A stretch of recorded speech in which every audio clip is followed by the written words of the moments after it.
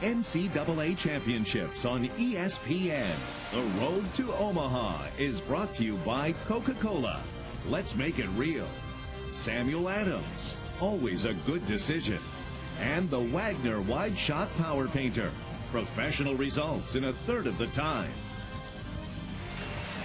It looks like the picture you're seeing at most places on a college football Saturday, but you can also see it on a college baseball Saturday in Baton Rouge. The LSU Tigers, national champions 5 times in a 10-year run, with 11 trips to the College World Series in 17 years. But to make it 12 in 18 and to break a 2-year drought, they must beat the Baylor Bears today. The Bears won last night on a clutch pitching performance, 4-1 over the LSU Tigers. The Tigers will be the visiting team for Game 3. They struck out 10 times against Baylor pitching last night. Aaron Hill and Blake Gill in the middle of the order have got to swing the bats a little bit better, and Clay Harris just missed a couple of home runs last night. They'll have to do it against Sean Walker, the sophomore right-hander. Bob Stevens alongside Ben McDonald. Ben, tell us a little bit about Sean Walker. Well, Sean Walker, the sophomore right-hander, had about a 4.80 ERA this year. Throws the ball hard. He's going to be 88 to 92 miles an hour. Pretty good breaking ball and a straight change, just like Stephen White threw last night. So LSU's got their work cut out again tonight. But the good thing for LSU is he has given up more hits than innings pitched. A little bit about a 1.5 to 1 strikeout to walk ratio, so they can score some runs on this guy. And he's not Stephen White. That's right. Stephen White was incredible last night. The Baylor Bears, their defense might be their Achilles heel. They made a couple of critical errors in the 8th inning last night that, well, turned out not to be critical because Stephen White got a strikeout, a called strike 3 with 2 runners on. Reynolds and Webb in the middle. The outfield is pretty solid.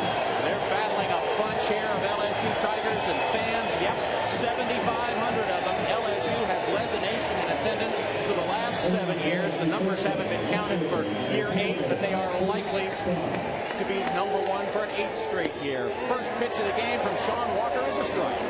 We are underway in Baton Rouge. For hitter Bruce Sproul went 0 for 3 last night. Sproul takes a good cut, hits it down the left field line, but just kept it 7 for the Baylor Bears. Sean Walker out of the same high school that produced Bill Walton, among others. That's pretty good company right there. That's not bad.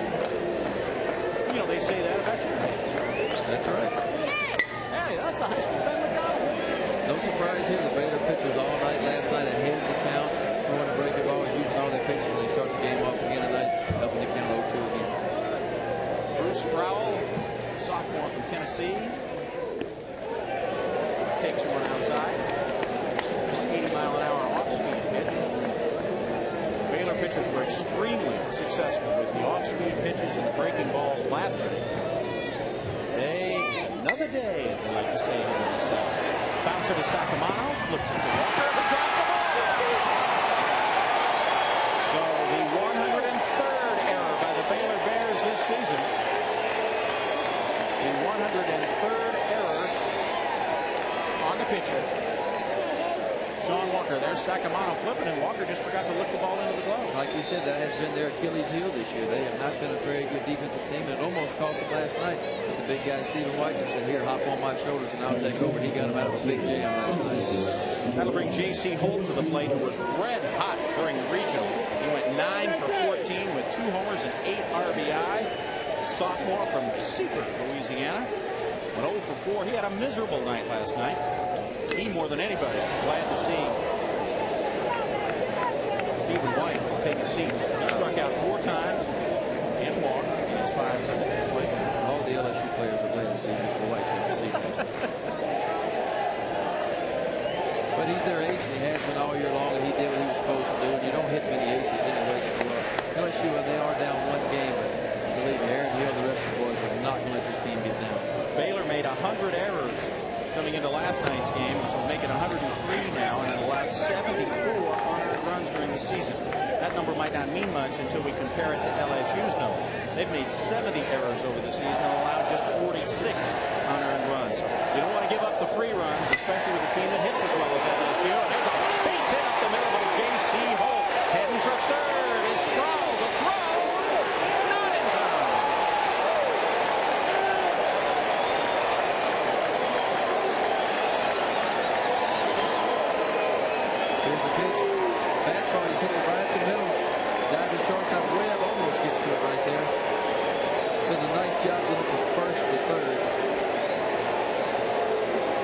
Durbin came up and made the throw, but under the tag was Sproul.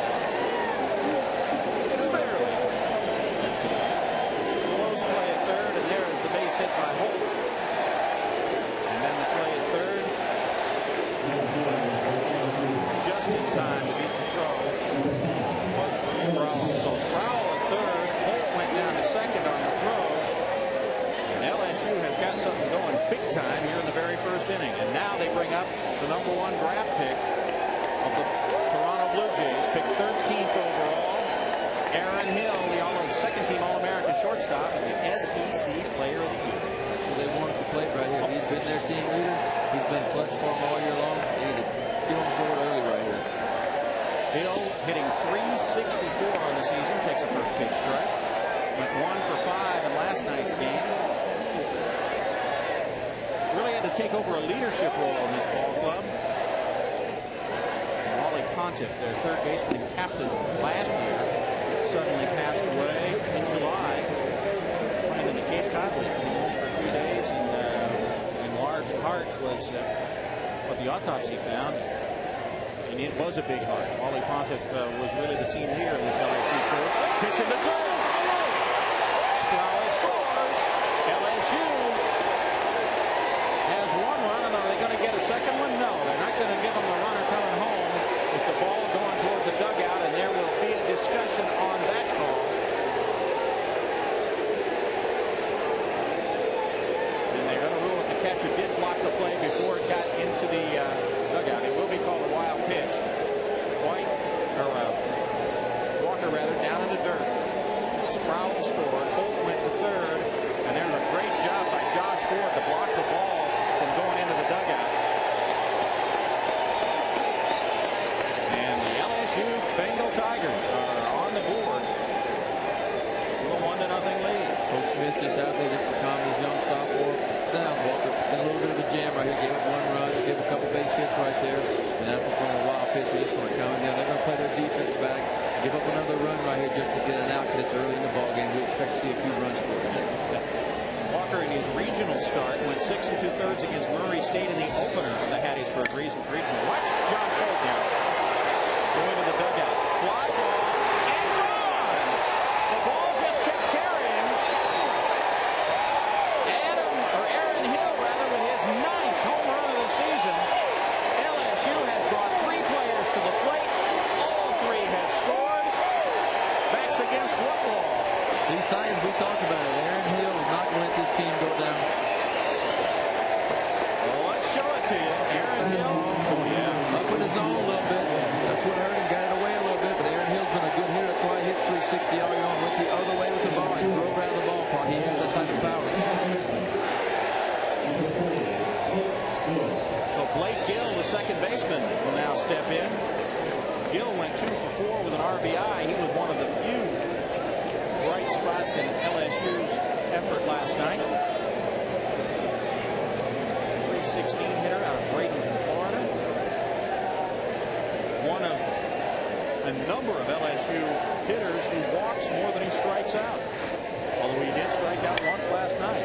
Counts as a foul over by the LSU dugout. So we had a thunderstorm roll through Baton Rouge yesterday morning early. A little thunder and lightning off the bats.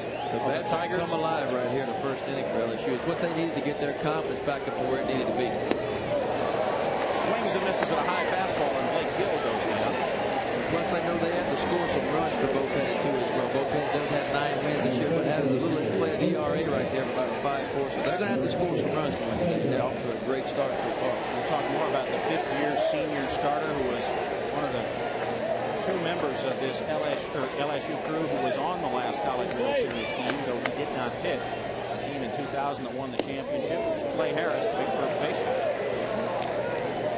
Sophomore out of Slidell, almost hit a couple out last night. He had some real good swings last night, just behind, got the ball on his hands a little bit a couple times last night. But a lot of the guys did too. When the guy's throwing 92, 94 miles an hour like Mr. White was last night, it's not hard to get jammed. 1-1 the count.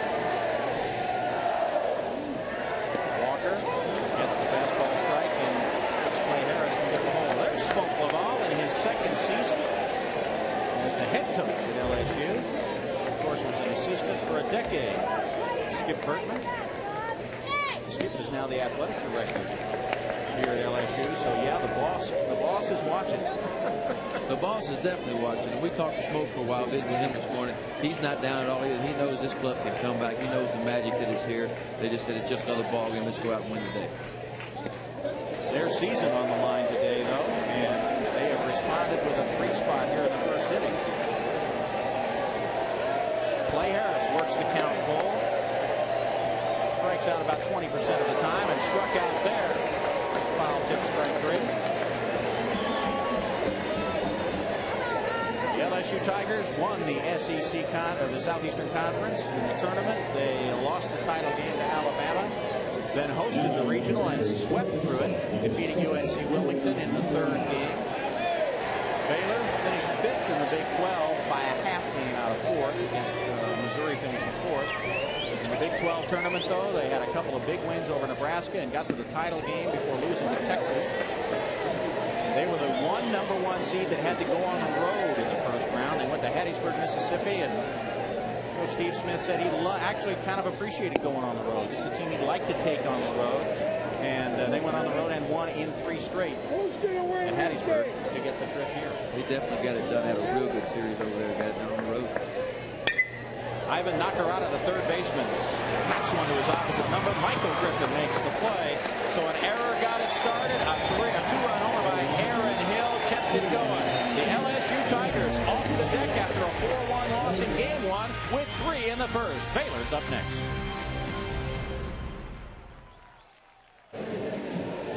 A hot box. Alex Box Stadium here on the campus of Louisiana State University.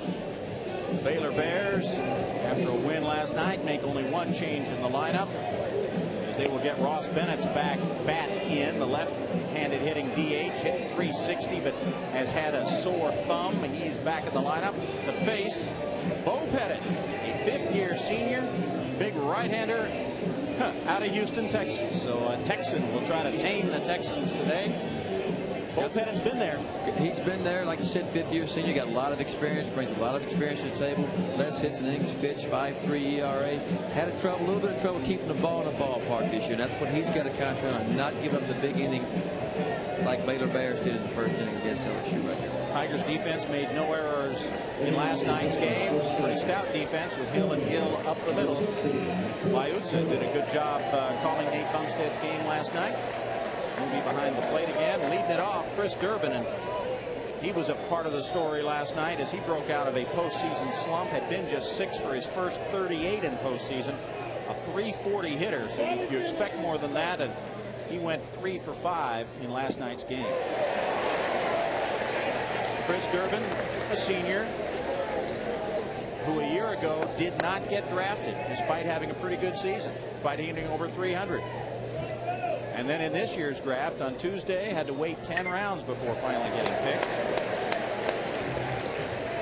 And finally able to breathe a huge sigh of relief when the Boston Red Sox picked him in the 10th round. He and the guy behind him, David Murphy, both picked by the Sox. Murphy was their #1 pick.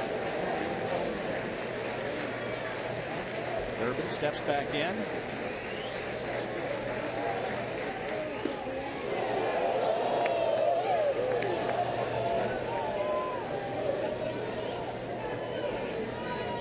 We welcome you to Alex Box Stadium, LSU and Baylor. The Tigers on top 3-0.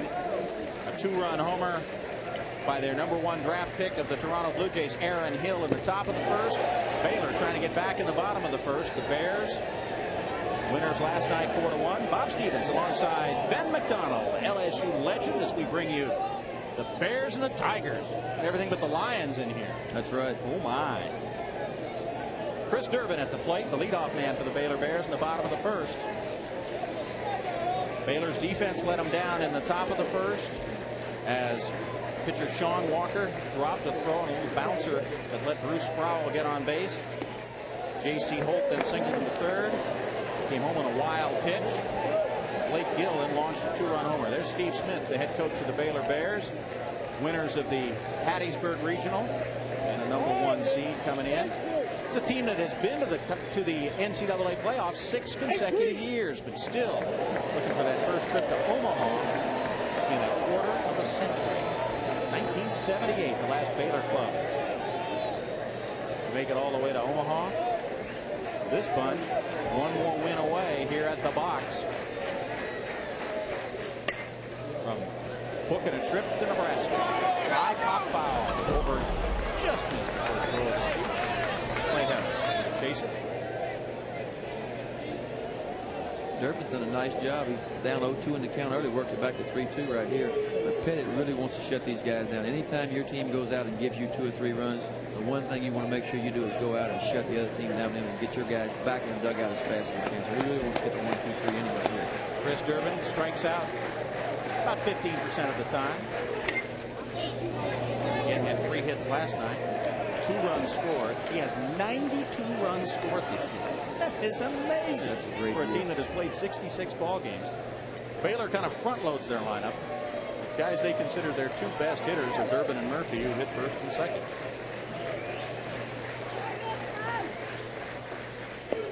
And the 3-2 pitch is low. So Chris Durbin gets on base, and we'll see if Baylor has an answer for LSU's 3 spot at the top of the inning. Talk about the problems that Bo Pettit has had with the gopher ball. He gave up 4 home runs in the regional championship game against North Carolina Wilmington. Through 7 innings, gave up 7 runs, still got out of it alive. But 4 of the first 6 hits by the Seahawks were home runs, and they weren't just a little bit over the wall. They were hit bombs, yeah. Yes.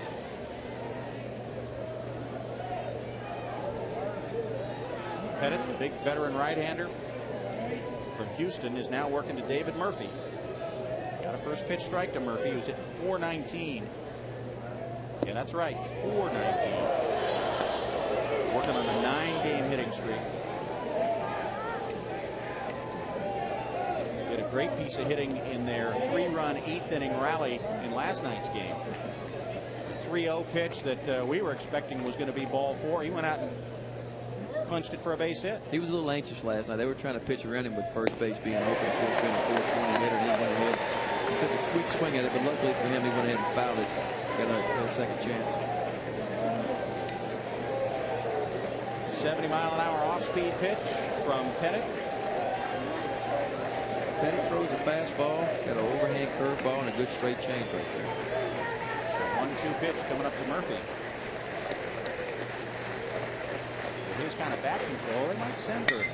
Murphy bounces it to short. Hill to Gill to Harris for the double play. Aaron Hill, Southeastern Conference Player of the Year, getting that one started. The fastball he tried to come in with, left over plate, and he hit it hard to Hill. Did a nice job picking it up, feed it to Gill, and over for a double play. Superstar from LSU has definitely shown up today. A 2-run home run in the first inning, and a great play right there. Those of you not familiar with the college game who would have expected Durbin to try to take out the runner there, they'll call that as an automatic double play and call it as an interference kind of a play. It's all about safety here in college baseball. Durbin has to slide into the bag. Can't go popping up.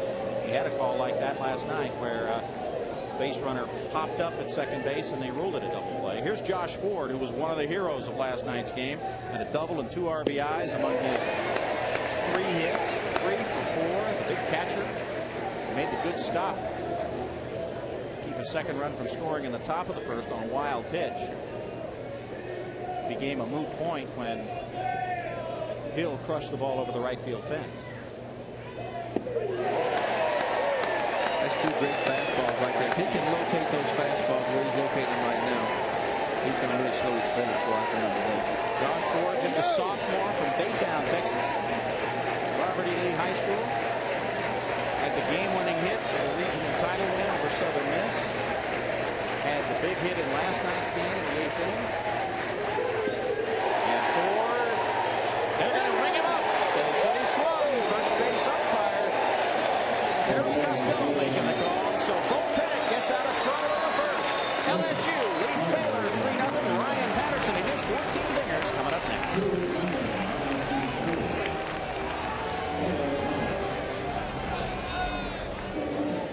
welcome you back to Alex Box Stadium at LSU in Baton Rouge. LSU leading Baylor 3-0 with a quick 3-spot. We had to show his pretty face. Ben McDonald joining me, Bob Stevens, with you. It's hot, it's humid. That doesn't seem to bother Baylor. LSU's intimidating record doesn't seem to bother Baylor. The Bears took care of business last night. There's Ben's number out of the field, out on the outfield wall. 4-1 last night, but today a completely different story. It's a new pitcher. It's a new day. That's the beauty of baseball. LSU's off to a great start. They're All-American field with a home run to right field to get them started. They got 3 runs on the board early, and Mr. Petty did a nice job. Got a little bit of a jam and got out of it here in the first inning. They go to the second inning with a 3-0 lead. A double play ball. The pitcher's friend, right? Right. The pitcher's best friend is definitely right on that. And he walked the first bat of the game, and that's not what you want to do, especially after your club went out and gave you 3 runs to get started with. He did a nice job and do some good ground ball double play right there. Here's Ryan Patterson, the designated hitter. Ball 1, and yep, they're going to first base up. Perry Costello says that Patterson swung at that one. Was that the makeup call maybe for the last? It might have been. If there's a game 3, he's going to be behind the plate, so I'm not going to say anything. That's right. And nobody else, you notice nobody else going to argue with him either.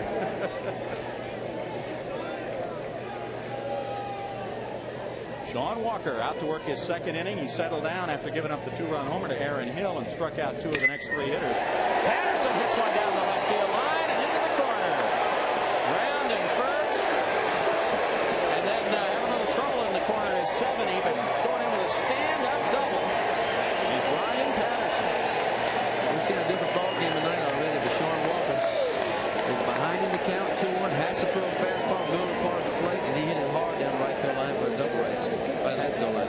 Patterson drove in their only run in last night's game and leads off the second inning here with a double. 70, you see him struggling with the ball a little bit in the corner. Be something for him to think about when the next ball comes out there as well. There you see Patterson hit and dig it. He knew he had 2. He was trying to figure out if, you know what, maybe if he kicks it around a little bit, I could take 3. John Zarang, right fielder, coming to the plate. Zarang 0 for 3. Struck out once. Left runners on second and third. Left runners on first and third last night.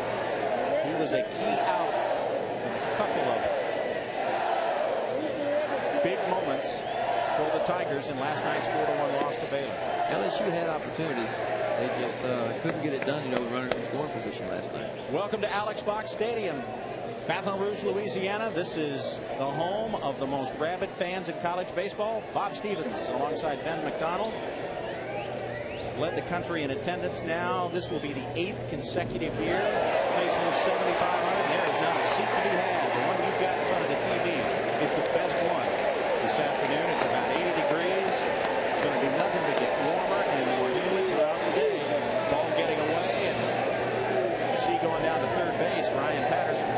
That's the second wild pitch for Walker right there. Ball got away from the catch and moved the runner up again.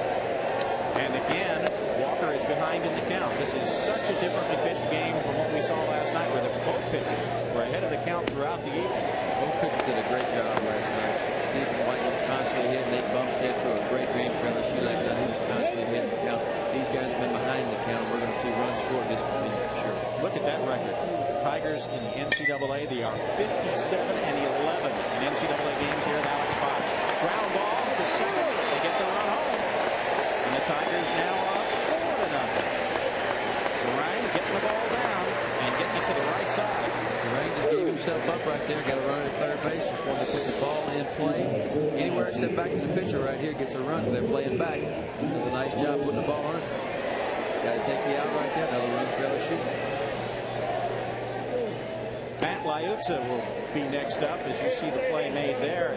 Baylor's just got to make sure they make the simple plays. Not making the simple play in the first inning dug them into a big hole where little bouncer to the first baseman and Walker covering first didn't catch the ball. Get the leadoff man on.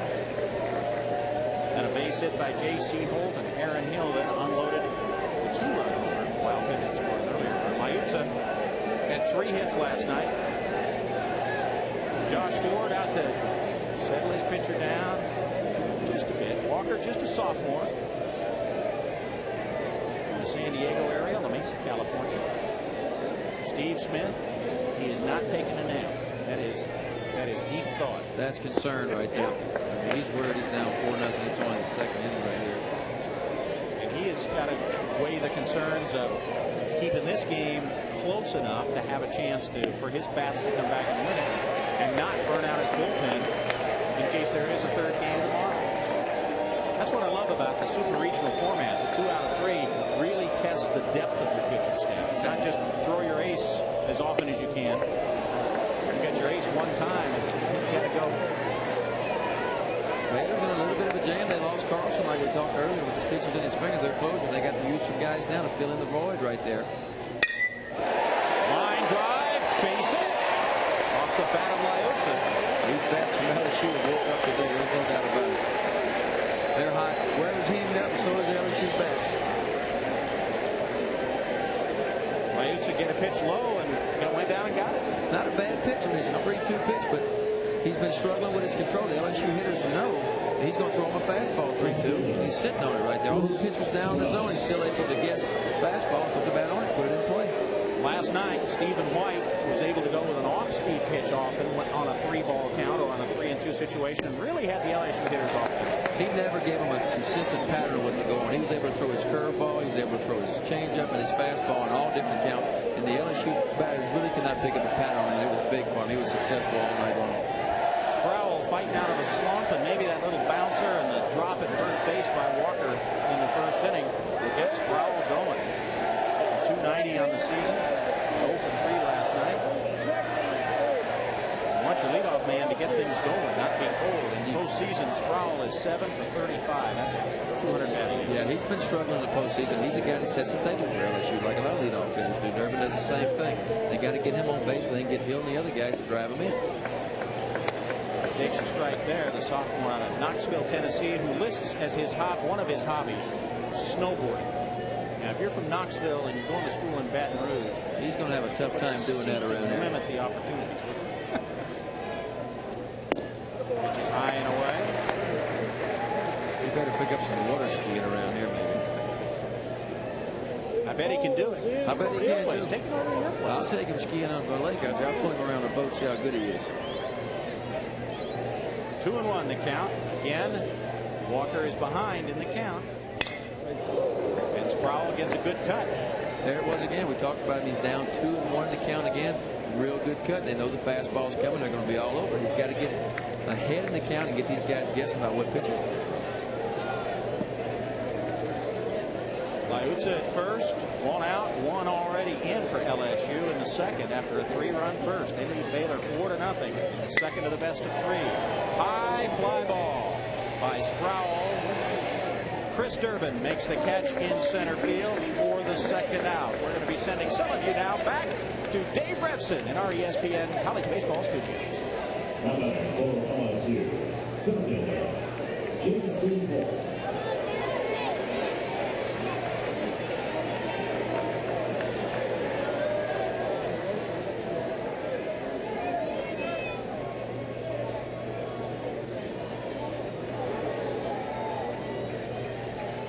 All right, back here in Baton Rouge, J.C. Holt is at the plate. Holt had a line drive single in the first inning that brought Sproul around to third base, where he then scored on a wild pitch. Then Holt came home on the 2-run homer by Aaron Hill. Swing and a miss. 1-1 to J.C. Holt, who was 0 for 4, striking out all 4 times last night's game, but has otherwise been smoking hot. He was real hot postseason so far for LSU. Struggled a little bit last night, struck out 4 times. These type of kids that can get turned around in a hurry. Squares around the bunt, pops it straight back. He's behind in the count 1-2. A little surprise from J.C. Holt. J.C. was a freshman All-American at second base last year. Moved out to center field with a lot of shuffling that LSU had to do. We talked earlier about the death of Wally Pontiff, the third baseman in the offseason. Then they lost their starting shortstop early in this season. They lost their starting catcher. They lost 2 starting pitchers and their closer. And look, the Tigers are right back in it for a trip to Omaha. Strike 3, J.C. Holt. He goes down. But the LSU Tigers get another run. The double by Ryan Patterson. He rolled home on a single, and it's 4-0 Tigers. A double play ball by a .420 hitter killed Baylor's offense in the first inning. We'll see what they can do here in the second. The road to Omaha continuing tonight on ESPN2 at 8 Eastern. Texas takes on Florida State. It's game 1 of their series, and Stanford beats Long Beach State in game 2 of that series. Cardinal a winner last night. ESPN2 offering regional coverage of NCAA baseball. Check your local listings for the games in your area, and for more, log on to ESPN.com. Anywhere you can find some shade. I tell you, this heat is not going to keep the Tiger faithful away for sure. They want to see their club with a big W. They pushed 3 games so far. This is the most unique, and I realize that's a redundancy, but the most unique atmosphere in all of college baseball. They sell it out most all of the season. And the same Winnebagos that we see here on the football Saturdays, the football Tigers are here on baseball weekends as well. Looks like NASCAR outside the parking lot. They started getting here Thursday with their barbecuing and tailgating and getting ready. They're primed up and they're ready for a good ball game. Michael Griffin, cleanup hitter for the Baylor Bears. There you see the fan. You see the fans down below, and you see the fans up above, keeping the fans down below cool here in the covered part of the ballpark. Others will route the umbrellas. Griffin had a tough night last night. He was 0 for 4, and he bounces to the shortstop hill. Michael Griffin looks like he's pressing a little bit. Yeah, he looks a little bit tight right now. He had a bad night last night. He's just kind of carried over to him a little bit. He's Baylor's leading RBI man with 76 and 352 coming in, but had a tough night at the bat and then made a throwing error in the 8th inning that could have cost the Bears. But Stephen White was above every challenge last night. Mark Sacamano coming to the plate. He looked brutal his first 3 times at the plate last night, striking out all 3 times, but then had an RBI double in that 3-run 8th inning uprising. Sacamano, first baseman, hit .374. Klein Forest High School in Houston. Not very often you hear of a senior as comeback player of the year. He did not play last year. Redshirted his normal season, senior season, with a bad shoulder. Used to play short and second. You see the LSU Tiger dugout. Is that Turtle Thomas calling the pitches? That was the pitching coach. Oh, okay. Brady right there. He's calling the pitches. Let's watch him call this. Now let's see if you can steal the signs. Tell us what's going on. I've never seen signs. I'm lost on that. That's changed a lot since I pitched here. I bet he's a good piano player. Sacamano hitting one into the gap in right center field. It'll go to the wall.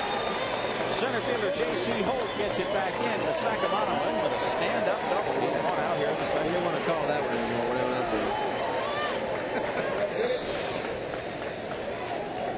Sacamano, got a pitch he could drive. Got a pitch, good fastball right there. Outer part of the plate, did a nice job driving it to the outfield. Didn't try to pull that pitch. He go ahead and went with it, hit it out there for a double. So with Sacamano at second, Ross Bennett will come to the plate as you see J.C. Hill getting the ball back in, but by then Sacamano was filing his nails at second base. Ross Bennett stepping to the plate. The senior DH did not play last night. He has been nursing a sore ring finger on his right hand. That would be his bottom hand. And until they could figure out how to make the bat handle thicker, if you've had a bad finger, you know that gripping something thin like the handle of a bat or a golf club would be real tough to do. They finally made the handle thicker to allow Bennett to grip the bat properly. Right. So the numbers, and he's been slumping, probably due to the injury up in Kansas earlier in the season. You don't want to say Kansas to either one of these schools right now. LSU got swept in this ballpark by Kansas early in the season. There's a shot of it right there. Got a lot of extra tape on there, a little wrap right there. Takes a little pressure off the finger when you can hold the bat. You can see all the tape on it right there. Probably lose some power. Yeah. Takes a strike there. 88 mile an hour, 1-on-1. That's a big handle he's got there. It's taking the pressure off that finger. We can swing the bat at ease now. Instead of a broom handle, he's got a shovel handle. That's right. Sacamano out at second. Bennett hitting .360 for the season. And that includes a 4 for 24 here in the postseason. So he was up in the 380 range.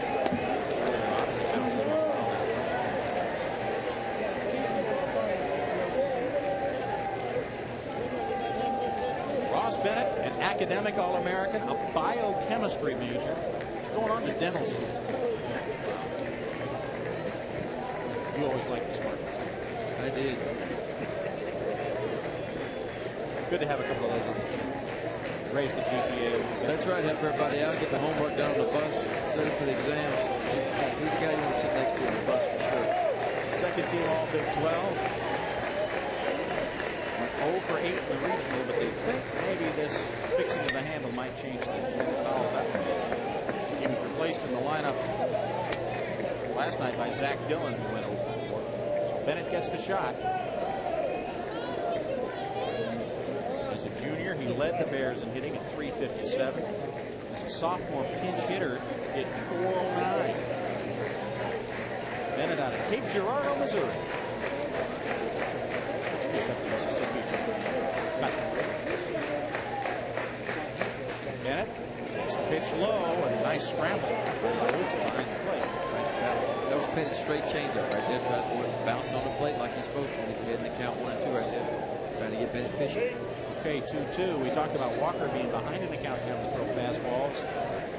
Bennett still get one more, or does Bo Pettit still get one more of his pitches before he's got to come in? I think so, because he's got a base open over there. He's got a base open, so you might still see another off-speed pitch there before he has to give in the throw. Ray Webb, the shortstop, is on deck. Pettit's 2-2. There was a waved at ball of dirt right there. Missed by Bennett.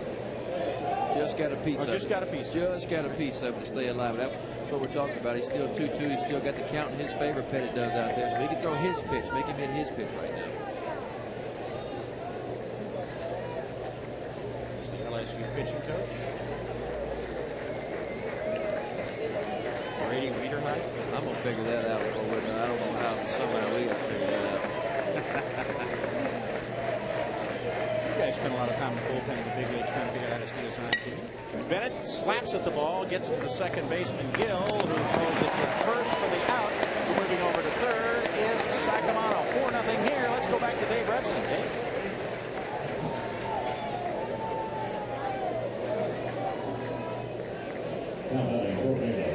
Shortstop number 2, Trey Webb.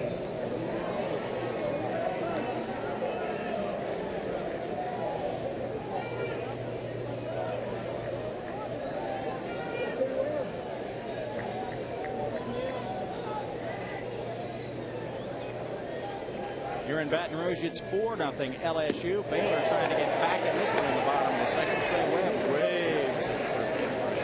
Ray Webb was looking for a first pitch fastball right there like he did last night and got a base hit on the first pitch fastball. Webb went 1 for 4 in last night's game. Great glove. Working on a 10-game hitting streak and maybe make it 11. Good play to knock it down by Nakarada, but he cannot make the throw in time, and the Bears are going to get their first run of the ball game. They are going to call it a hit. And that'll, again, extend the hitting streak for Trey Webb to 11 games, and it'll bring Sacramento home 4-1 to score. Great play by Nakarada just to knock it down. I thought for a moment there he thought it had gone into left field. He didn't know he had it. He dove far, didn't know he had it. He actually bobbled a little bit after it went in. Still might have had a chance to get him if he wouldn't have bobbled. That's a base hit. Kid like Webb run. You're not going to throw him out too many times on a play like that. Here's Kyle Reynolds, second baseman. He fouled one back. The son of 15-year Major League veteran Craig Reynolds. Played a lot of shortstop for the Houston Astros. That's where Kyle grew up. Just a freshman. Hitting .294, had a hit and scored a run. This Baylor club has a lot of young players, and so does LSU. These are two clubs that you're going to see proudly in the mix again next year to go to Omaha. Pettit tossing it over to first. Bo Pettit got through the first inning without giving up a run, and he had allowed 14 earned runs in the first inning of his 14 starts. You got to get him early because he gets usually great run support, and that has coming again this afternoon. He's gotten 7.7 runs a game while he's been in there during his starts this year, and that's how you can have his ERA almost 5.5 and have a record of 9-2 for the season. Bo Pettit, the big senior, now 1-1. The count to Reynolds. Reynolds, good contact man, strikes out about 14% of the time. Fouls that one back.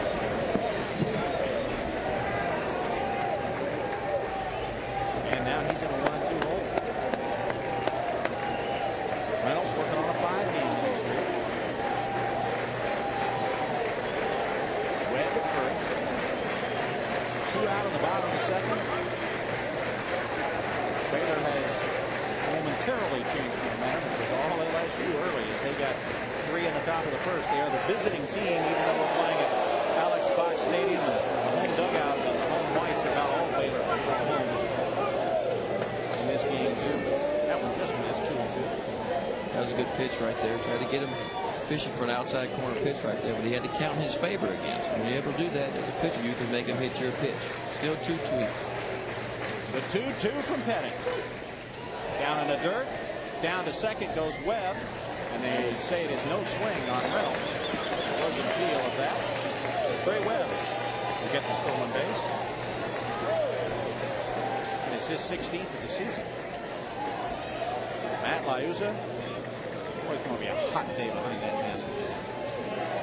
They're going to call it a wild pitch and not a stolen base. All right.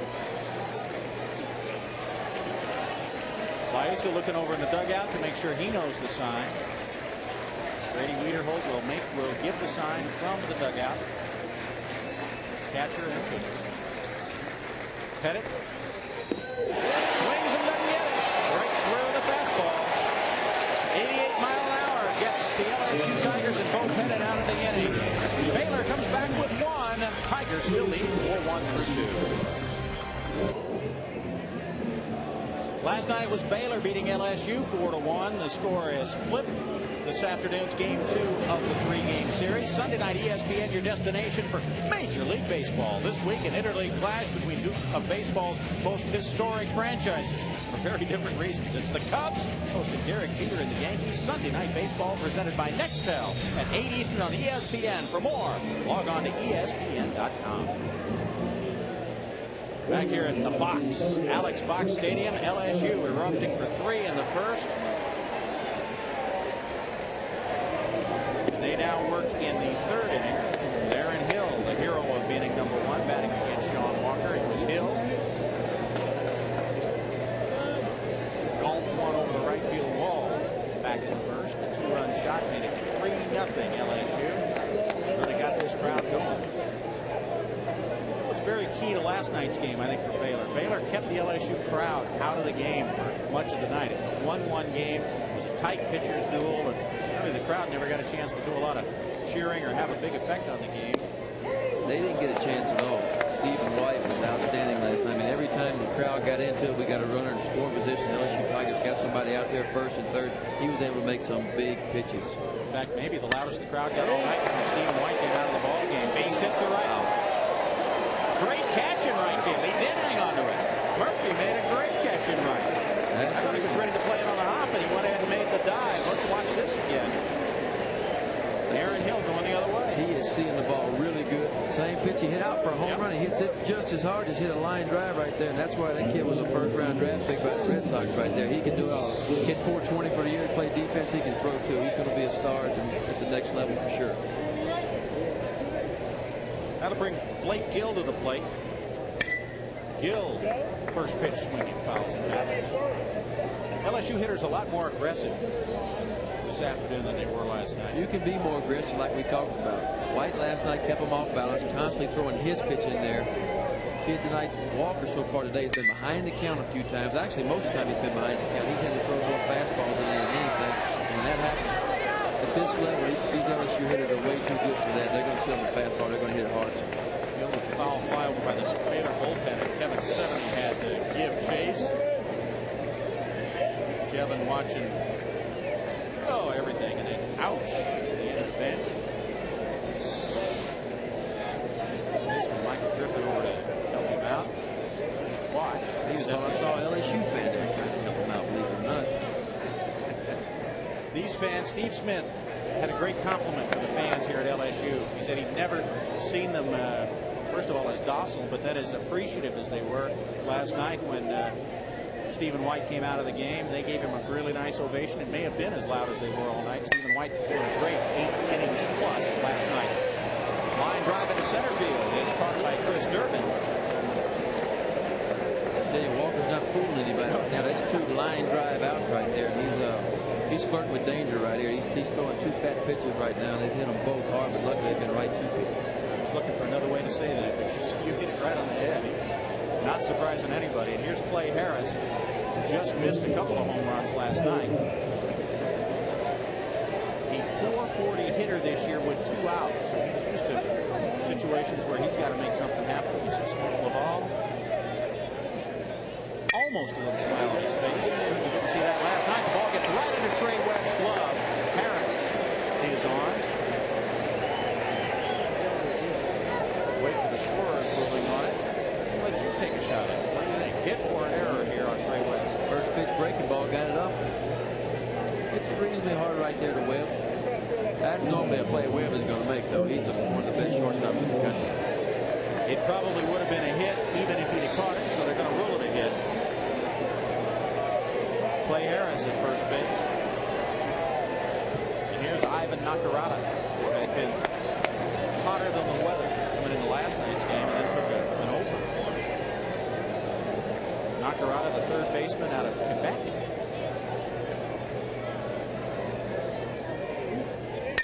Hitting .480 coming into last night's game. Bounces it to second, and they make the tag there on Harris. And the Baylor Bears are out of the top of the third inning. LSU gets a 2-out hit, but nothing more. It's 4-1 Tigers at 2.5. Since the super regional format was instituted in 1999, LSU one of just 4 schools that's been to all 5 of them. LSU has only been to 1 College World Series since the super regional format was instituted, and that was the one they hosted. They had UCLA in here in 2000. Tigers took 2 in a row, went on to Omaha and won the College World Series. The 5th. Skip Bertman's 5. Haven't seen Skip outside yet. He's watching. He's watching somewhere. Maybe to take a little pressure off from Smoke Laval. He'd be sitting right next to him tonight, where today with LSU in the other dugout. Skip's a smart man. I can tell you where he is. He's inside watching an air conditioner somewhere. That's where he always watched you, right? That's right. He said, "Coach, take the day off. I got it under control." Kevin Seveny, the left fielder, leading off for Baylor in the third. Swings and doesn't get an outside fastball, strike one. Strike one. Pettit's done a nice job for the most part today. He's been ahead of the hitters, making the Baylor hitters hit his pitch. Swing and doesn't get that one either. And that one might have looked even a little bit further outside. Going to see how far he can get 70 to chase it. Actually, great idea to throw that even 6 inches further off the plate right here. See if he'll swing at it again. All right. Keep going with it. Brady Wiederhold makes the pitch call. Did you figure it out? 70 didn't. And I know the pitch he didn't. He did not call the pitch to be that far at the third. No, that's a pitch. He actually went with the breaking ball right there, and he actually threw that pitch too bad. If it continued to go a little 2 foot further right there, maybe bounce it right on top of the plate instead of 2 foot in front of home plate. Matt Liuzza's got to do the deciphering. He makes the pitch call to Bo Pettit. Threw that one a little high and away. Yeah, we saw him get ahead of Durbin first bat of the game, 0-2, and then Durbin came back and worked him for a walk right there. He started off 0-2 right here. Now it's back to 2-2, but he still got the count in his favor. Liuzza gets the sign from Wiederhold. The 2-2 is hit foul up over the stands and into a very busy parking lot before the game. We are at Alex Box Stadium. They have got 7,500 fans shoehorned in here, all of them with fans, to ward off the Louisiana sun in the middle of June. It is hot, it is sticky, there is a bit of a breeze blowing toward right field and a little bit of a breeze being created by all those fans. It's just a nice southern summer day. Typical Baton Rouge weather this time of year. Bo Pettit It's the 2-2 fastball by 70. That is his third strikeout of the game. What is it like to succeed a legend? Smoke Laval was an assistant under Skip Bergman for a long time. What's it like to be able to do what he's done and or try and do what he's done? But I think what I can do is help lay an extra or more foundation that we once started and try to keep that going. Here's Chris Durbin, the leadoff hitter. Smoke really the perfect personality to succeed Skip Bergman. If anybody could do it, I mean, Smoke's right. He could never do enough here to make everybody happy. And succeeding somebody like Bergman and the success that Bergman's had over the years here has just been incredible what they've done here. But if anybody can do it, he has. He's a laid-back guy, kind of takes it all in stride, goes out, does his job. He's a baseball man. He understands the game of baseball, and he's going to do fine here. And he's done a great job. We talked about it earlier. 9 players hurt, injured this year, didn't come back, and he's still at this point right here 2 wins away from going to the College World Series. One of the great coaching jobs anywhere to get this club to the College World Series. Smoke Laval, the SEC Coach of the Year this year. But again, it's like succeeding Woody Hayes at Ohio State. It's like succeeding John Wooden at UCLA. It'll never be as good as the legend. The fans here in Baton Rouge, they expect it. You know, it's happened so often, they almost take it for granted when the Tigers go to the World Series and even win a World Series. But it is so hard to get there, and it's even harder to finally win it, you know. Bo Pettit, 1-2 ahead of Durbin. Durbin fights off the pitch and kind of fists it to second base where Gill kicks it. Chris Durbin hustling down the first baseline. Beats that one. That was a great pitch by Pettit right there. He threw a 1-2 fastball. Talk about breaking a wood bat. The good thing this is an aluminum bat. That's right off his hands right there. Inside out to the second base right there. Gill just couldn't make the play. One of those tough rollers took a nasty little hop on him right there. Unfortunately, it was a great pitch by Pettit. It was a good pitch, a 2-strike pitch, and it could have got him out of the, or it could have got him the second out of the inning, and that'll bring David Murphy to the plate. Blake Gill chew on that one for a while. Murphy will try to make him pay for it. Last time we saw Murphy hit a hard shot to Gill at second base. They got a ground ball double play and got out of the inning. But this kid flat out hit. He sprays the ball all over the field. That's why he's a 420, 419 hitter. He's an incredible hitter. Pettit starts him off with a breaking ball. Gets ahead of him in the count. Pitch is outside for a ball. We're 1-1. David Murphy, first-round draft choice of the Boston Red Sox. There's Steve Smith, the head coach of the Baylor Bears. A lot of his training under Ron Polk at Mississippi State. Great program they have been running in Starkville for about as many years, maybe even more than Bergman has had this one going at LSU. And now caught the corner at 80 miles an hour. Yeah, Mississippi State was the program. You know, back when I first came in 87 here at LSU, there were Will Clark, Rafael Palmero, and Jeff Brantley, and all those guys. They were the program to beat. And then the 90s came around, and it was LSU after that. But Mississippi State, Ron Polk, has been there a long time. LSU, since going to their first College World Series in 1986, has not gone more than 2 seasons without going again until now. This could be the 3rd straight season without a trip to Omaha if they don't come back and beat the Bears. Murphy lays off the pitch outside. 2-2. David Murphy out of Spring, Texas, junior right fielder. Will start cashing paychecks pretty soon. I'm sure all these kids are glad the draft is over with. They just relax. They can play baseball. School's out. It's a fun time of the year for them. I want to ask you more about that after this pitch. The 2-2 is low, and it's now 3-2. When you were drafted #1 in the entire draft, it was during the College World Series. It had to be a circus. It was. It took away from the College World Series experience because the draft was right in the middle of it, right in between games, and it really took away from it. But these kids, school's out for them. They're having a great time. Finals are over. College chance to go to the College World Series. They're playing regional baseball right here. This is what it's all about for them. 5 players from each team were chosen in the draft. Actually, even a couple of guys who didn't play at Baylor this year got chosen in the draft. The runner's going, and Murphy fists it on the left field line. Durbin headed for third. He's going to try to score, and he will make it easily on the little slap double by David Murphy. We talked about Murphy being able to hit the ball the opposite way. That's why he's a 420 hitter right there. I mean, he hits the ball. It's pitched inside. He pulls it. Pitched away. He hits it the opposite way. You young kids at home, right there's a changeup. Great pitch on the outside corner. He left it up just a tad, but it wasn't even a strike. And Murphy still put enough on it to flip it over third base and hit for another. So Murphy is now at second base. Baylor has brought it back to 4-2 as you see Chris Durbin come across the plate. He's used to that. That's his 93rd run scored this year. Murphy, his 18th double, his 65th run batted in. That's 65 RBIs, and this is game number 67 for the Baylor Bears. Just won a game. Ford hits it. Nice backhand play, and the tag at third gets David Murphy. Wow.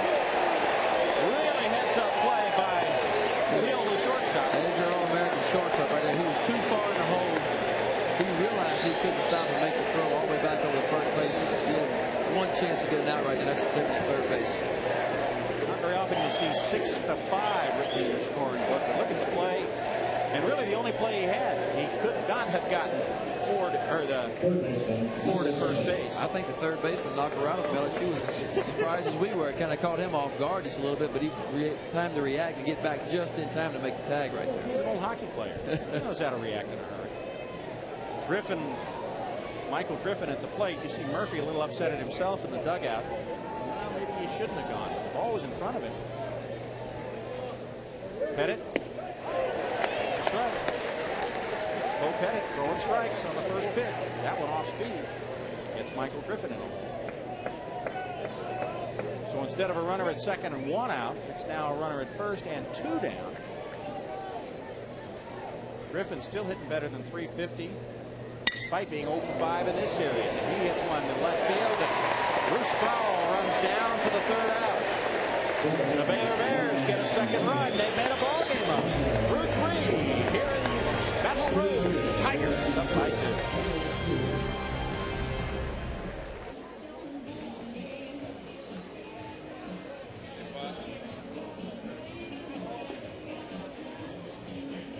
Promo 3 up.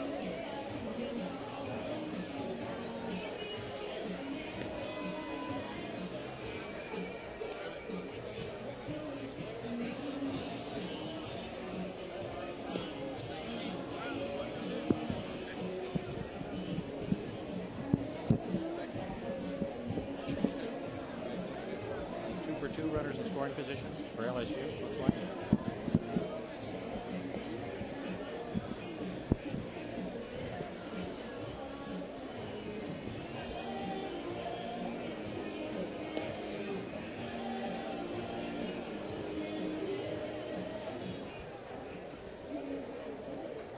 Welcome back. Yeah, a little bubbles going on. We got everything going on here in Baton Rouge. 4-2. LSU on top. The road to the College World Series continues tonight with more super regional action. At 8 Eastern, Game 1 of the Texas-Florida State Series and Game 2 of Stanford and Long Beach State from Sunken Diamond. Stanford winning the game last night. See who moves on to Omaha and who goes home. ESPN2 offering regional coverage of NCAA baseball. Check your local listings for the games in your area, and for more, log on to ESPN.com. LSU went 1 for 15 with runners in scoring position last night. They are 2 for 3 today, and that's why they got 4 on the board. Ryan Patterson at the plate, and he swings at the first pitch, offering from Sean Walker, and lets the fly ball to right field. And David Murphy hauls in for out number 1. So we got a little bullpen action now, the Tiger bullpen down there. I've been watching Pettit a little bit. Just look at his finger while he's pitching. He may be starting to get a little bit of a blister problem. That's something that bothers you a lot. How do you think about it? You end up thinking about it, don't you? Well, your finger lets you know that it burns. And I actually talked to White last night after the game. Went and saw him, and he had a huge blood blister underneath his pitching finger on his middle finger right there. It's a good thing he won't be able to pitch anymore this series because I don't think he's good. Justin Detterman out in the bullpen as Murphy goes a long way to catch that fly ball by Zarang. What happens is these baseballs they use here at the college level, the seams on them are raised a little bit. It creates a lot of friction whenever you throw your pitch. And with it being so wet out there, the moisture in the air, sweating a lot, you get a lot of friction that comes off your finger. These kids can get blisters on their fingers real easy. Jason Detterman down in the bullpen. LSU doesn't have a lot of left-handed pitching. Detterman is about it. He's a redshirt freshman, and he's their most experienced left-handed. And Tommy John surgery before last year has come back brilliantly. There's a lot of kids coming back from that, and they're getting those guys back at a real high percentage as opposed to 20 years ago or so when you had to have Tommy John. It was pretty much over for you as a pitcher. Tommy John ought to be in the Hall of Fame. Just grabbing his name on the surgery. He really for being should. the first. How would agree. you like to be the first guy? The doctor comes in and says, we're going to try this thing. We're going to take a ligament out of one arm and put it in your other arm. And trust us, it's going to be okay, we think. That's tough to believe. Tommy John was the first and ended up winning more games with the new arm than he did with the old one. Bouncer to third from Liuzza. The throw over to first from Michael Griffin. Not in time. Holding off the bag. Sacramento was pulled off the bag. They're going to give the error to Griffin. He had one last night and has one again today. First base umpire Perry Costello. He pulled off the bag. And there's Griffin, who has been playing a lot of left field this year. Hasn't played as much third base as he did a year ago. That's too bad for Walker. He finally did what he wanted to do the first 2 innings. Let's come out there, get ahead, get some guys out early. His team scored a run from him. About an inning, wants to come out, shut the Tigers down. Got the first 2 outs. He makes a good pitch, and third base makes a little bad throw right there. That angle showed things maybe a little bit differently. The error given to Griffin. So Matt Liuzza with 2 outs is on, and that'll bring Bruce Sproul, the top of the order, up for the LSU Tigers. Pitches away from ball 1. This is what Stephen White was able to do so well last night. Get his club out of jam. They had a couple of errors. Went in last night, didn't affect him at all. Didn't affect his confidence at all. Got right through the game. Pitches high, ball 2. Walker has been hit hard, although he has kept the ball in the ballpark these last couple of innings. And hits his pockets.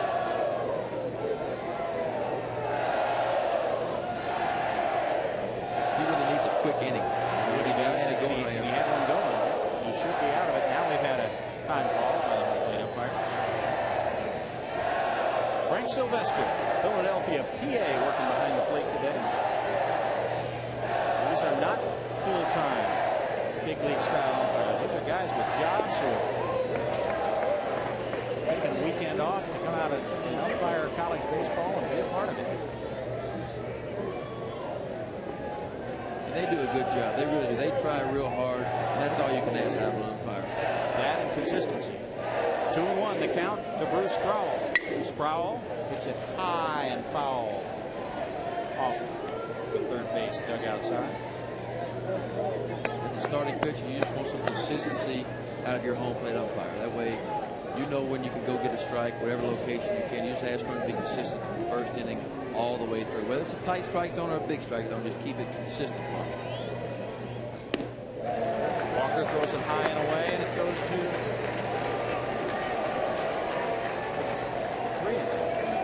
Count is full. Runner will be moving on a pitch right here. Get a double in the gap right here. Could score a run. Walker trying to get out of another mini jam, but throws the fastball, ball strikes 3. So the error does not hurt. LSU comes up empty in the top of the 4th. Baylor's Trey Webb had the RBI single. He's up in the 4th. Across the street from Tiger Stadium here in Baton Rouge at Alex Box Stadium.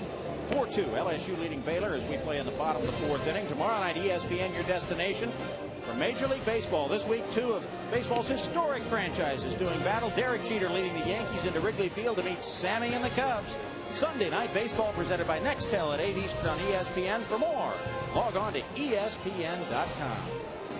Sammy's apparently going to appeal his 8-game suspension, so he will be in the lineup today against Roger Clemens as he goes for number 300. Talk about power against power. That's an amazing career Clemens has had. He's just been so consistent over a lot of years, and it's good to see him. He's finally going to get that 300 for men coming up soon. I know he hopes it's today. He was just a few years ahead of you, about 5 coming through college. Would he have been a role model? Would he have been one of the guys you looked at when you were growing up, or who did you? I looked at Clemens a lot growing up. I mean, he was the best pitcher around at the time I broke into the big leagues, and even when I was in college, everybody followed Roger Clemens as well as Nolan Ryan as well. Mark Sacamano, who doubled to lead off the second inning, has done it again. He hit one over the head of J.C. Holt and off the wall. Sacamano's going to go for 3. The relay throw, well, Field's not even going to make that throw. And Sacamano goes in with a stand-up triple. How one guy can look so bad for about 8 swings in a game, and then his next 3 swings be double, triple, double. Sacamano, that was struck the out same 3 times. pitch that he hit the first time, and almost in the same exact place for a double. So Sacamano is at third. Baylor just 1 for 3 with runners in scoring position so far. There's J.C. Holt after a long run. Big ball hit by Sacamano. Ross Bennett, designated hitter. Bennett got the runner over his last time up. Go on the book is 4-3, but after Sacamano doubled, Bennett got him over to third base where Trey Webb brought him home. Still early in the ball game, and Tigers going to play the defense back. Go ahead and give that run up right here. They'll sacrifice a run for an out right here. Unless it goes right to the third base, or maybe back to the pitcher, and they'll try to cut the run off at home. Baylor trying to put a little picket fence together here. Run in the second, a run in the third, and the leadoff man at third base here with nobody out in the fourth. Bennett. You look at him and you say, you know what, that guy's been here. Yeah. Senior, 22-year-old out of Cape Girardeau. You know, some of these freshmen, it looks like they shaved you. I know some of these kids look so young, like they're 13 or 14 years old. But this kid, he's been here a while. You can tell. Somebody's going to be in Ross Bennett's dentist chair here in a few years, and you can tell him about playing college baseball and maybe going to the College World Series. The field at third base umpire Joe Burleson comes up empty. He is the crew chief and umpired the great pitchers duel we had last night. Nate Bumstead and Stephen White. 1-1 into the 8th. Well, Baylor broke through for 3 and won it 4-1. Pitches down on the dirt, gets away from catcher Matt Liuzza, and in easily is Sacamano. And Baylor keeps chipping back. Baylor's just not going to go away. Pettit, we talked about it in the opener. He's throwing 11 wild pitches this year, and there it was again. It's not what he wanted to do. He wanted to earn this round right here, but he throws it in the dirt. Both of these teams are used to playing against big-name competition.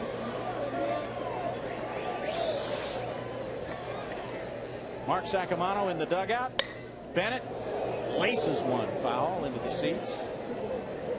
The Bears used to playing at Texas.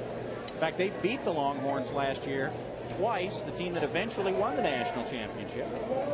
They're used to playing at A&M. They're used to playing at Oklahoma and Oklahoma State. Big 12 has got some great baseball programs, and Baylor is now one of them. 6 straight appearances to the NCAAs.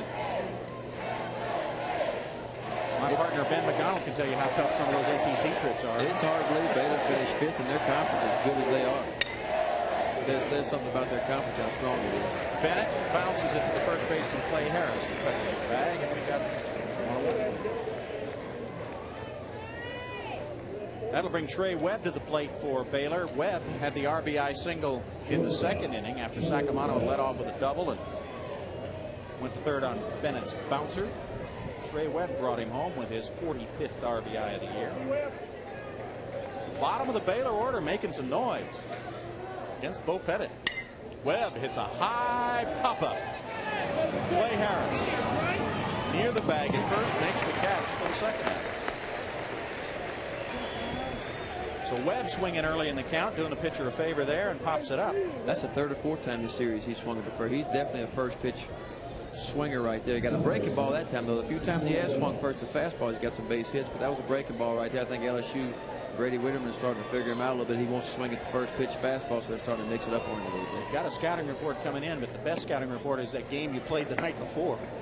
And you'll see even tomorrow they'll make even more adjustments. If this thing does go a third game, the pitching coaches will have a better feel for the hitters and how to pitch them and what they want to do to them. Kyle Reynolds at the plate. Reynolds takes a pitch way up and outside. That's why I always like to throw the third game of the series when I was pitching with the Orioles or the Brewers, is I got to look at the team 2 games before. I'd sit on TV and maybe watch a game and chart a game from the bench, and I got to get a feel for who was hot and who wasn't on the other team and how to pitch for them. 3-0 quickly to Kyle Reynolds. When you were at LSU, though, you had to pitch first. I had to pitch first every game, so I didn't have quite that advantage. But Coach Bertman called all the pitches right there. They had a pretty good pitching sequence they wanted to use against different guys. We'd scout them a little bit, and we went through with it. Fastball strike. It's 3-1 to Reynolds. Those of you just joining us, Kyle Reynolds, the son of Craig Reynolds, who played shortstop for the Astros for so long. Kyle hits it to second base. Gill makes the play here. Over to first. So the triple by Sakamoto. He scores. It's 4-3. Let's go to Dave Revson.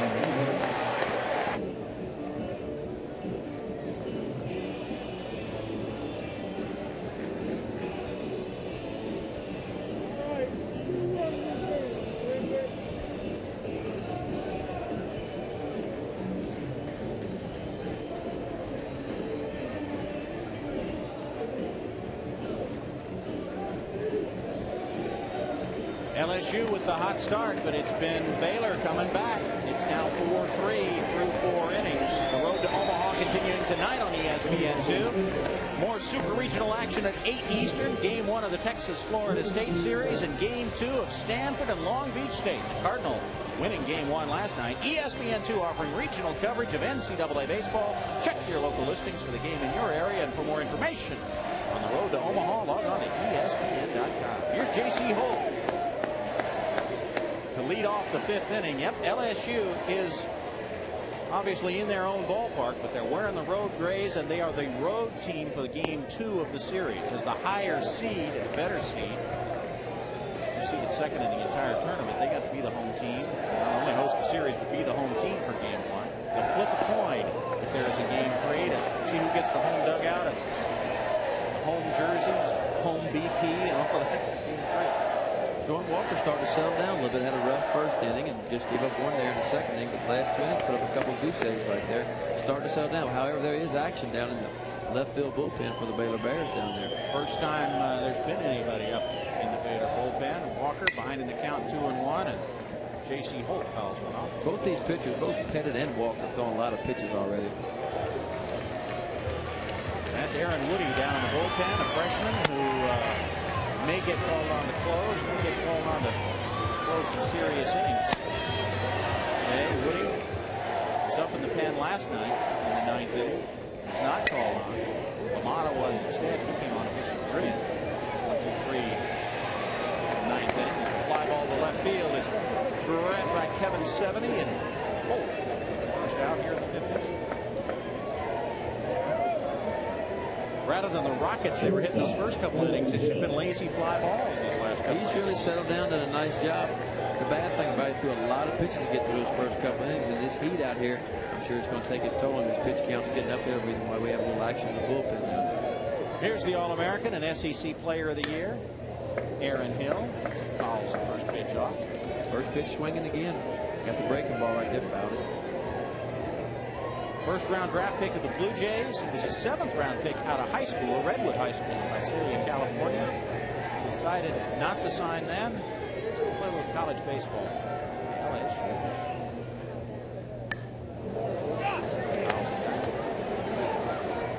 So Hill in an 0-2 count, but kind of hitter he is. There were some pitches he was just keeping his bat on. He's the type of hitter that's so good. It's being down in the count, hitting with 2 strikes, almost like hitting with an even count with him. He got most of that one. Lifts a high fly ball to center field. Durbin back just in front of the track, makes the catch for out number 2. And that's the difference being a hitting count maker. He made a mistake right there, threw a fastball with a fat part of the plate. But he had 2 strikes, and it made Hill have a little bit of doubt. He may throw the breaking ball. Wasn't able to get quite a good swing on it right there, as opposed to being 2-0. He'd thrown the same pitch. He probably would have hit it over where the flags are up there. The game within the game. Stay ahead of the hitters. Stephen White and Nate Bumstead both did that last night and were in command. Were able to throw the pitches they wanted to throw. You can get ahead and make them hit your pitch to create a little bit of doubt of what you might throw, a fastball or a changeup. You're really going to mess them up. Blake Gill had struck out and lined out his first 2 trips. He bounces the ball to second right there. The first 1-2-3 inning for Sean Walker and the Baylor Bears. LSU's got 4, but Baylor's put together 3 straight in the last 3 innings. LSU leading Baylor here in Alex Box Stadium, 4-3. The Bears coming up in the bottom of the 5th, though, with A little momentum now on their side after single runs in the second, third, and fourth. The home team has lost game 1 of 10 previous super regionals of the 32. 5 times they've come back to win it. 5 times they have not. LSU won game 1 against Tulane down in Metairie in 2001, but then lost the next 2. Baylor lost to Oklahoma State in game 1 of a super regional they hosted back in '99. Won game 2, but then lost game 3. So both of these teams know this series is far from over. Baylor particularly coming on the road and winning. Don't be making the plane trip ticket request to Omaha yet. Not a chance yet. These Tigers have way too much tradition here, and they know they got just as good a chance to come back and win 2 right here as they did before. Kevin 70 with the fly ball. Bo Pettit has thrown 76 pitches through 4 1/3, 48 strikes so far. Pitch count starting to get up there on a hot summer day in Louisiana. Do a lot of pitches. Only, what he stayed away from the big inning, which is good. You got to stay away from the big inning to win ball games. But he has thrown a lot of pitches, but it is hot out there. Chris Durbin in the third reached on an error by second baseman Blake Gill and came around on the double by David Murphy. Durbin leading the Big 12 in runs scored. Already has 1 in this game with his 93rd of the season. Breaking ball on the outside corner. Baseball America rates him as one of the best outfield arms. We have not had a chance to see him unleash one yet here. 10th round pick of the Red Sox. Watches one just outside, too. Not very often your leadoff hitter has 17 home runs. That's impressive. He's the leading home run hitter on the team. That's right. Not a very big kid either. Doesn't look very big at all, but has a lot of pop in his bat. Fouls one off. Behind the stands, there's Jason Detterman back in the bullpen for LSU. The left-hander. He's loose and warm. I think Pettit's having some ditch problem. He keeps looking at his middle finger a lot out there, and I think he's having a little bit of a problem right there. So I don't know how much longer he's going to be able to go. Jason was loose and warm when he got to the ballpark. Pettit to Durbin. High fly ball into left field. Chasing it back is Bruce Sproul. It is caught by the center fielder, J.C. Holt. Sproul was given chase, and Holt finally yelled him off and made the catch himself. Fastball right there. Got it up. Got it in a little bit, but he got it up. And just missed it. The wind's blowing out right here. He got a little more of that ball. It would definitely went out. But good pitch.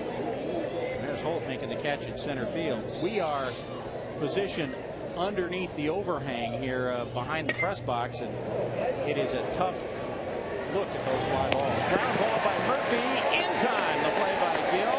A 1-2-3 inning for Bo Pettit. Both pitchers toughing it up. It's 4-3 LSU.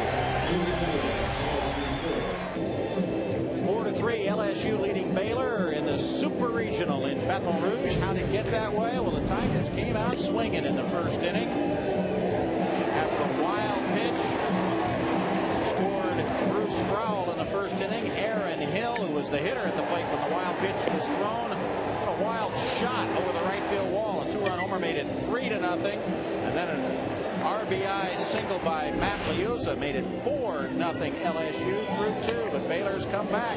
Bottom of the second, they got a run on that base hit. Then in the third, big double by David Murphy got him a run. And a wild pitch brought home Mark Sacamano, who had triple. Baylor Bears have come back with single runs in the second, third, and fourth to make it 4-3. Here we are underneath the overhang, which is good from a shade standpoint, but we're not getting much air out here. Not much air. It's a hot day here. But I tell you, Walker has really settled down. 3 goose eggs in a row right there. Struggled early, but a little nervous, Super Regional in front of 8,000 people right here. Sophomore pitcher, struggled early, but he has really got it going here lately. He's thrown up 3 straight goose eggs. Ryan Patterson in his first 2 innings, 47 pitches, 31 in his last 3. And marvelous, smooth Southern accent you just heard was that of Ben McDonald. LSU legend back to join us for this Super Regional. I'm Bob Stevens. Sean Walker dealing to Clay Harris. Gets a strike. He's in the groove. He is definitely in the groove. We saw him early in the game struggle. We talked about getting behind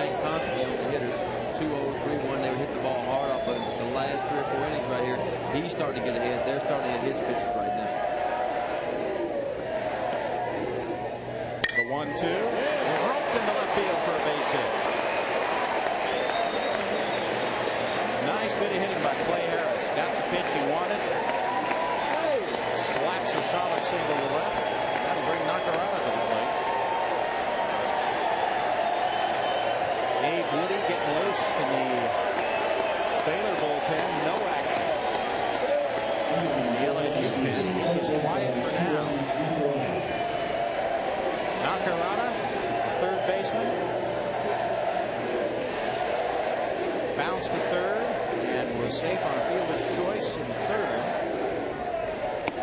Which is high by Walker. Looks like he's forcing it a little bit, although he's been in a groove, as you said. That base hit, looks like he forced that pitch a little bit. He tried to overthrow that pitch, definitely.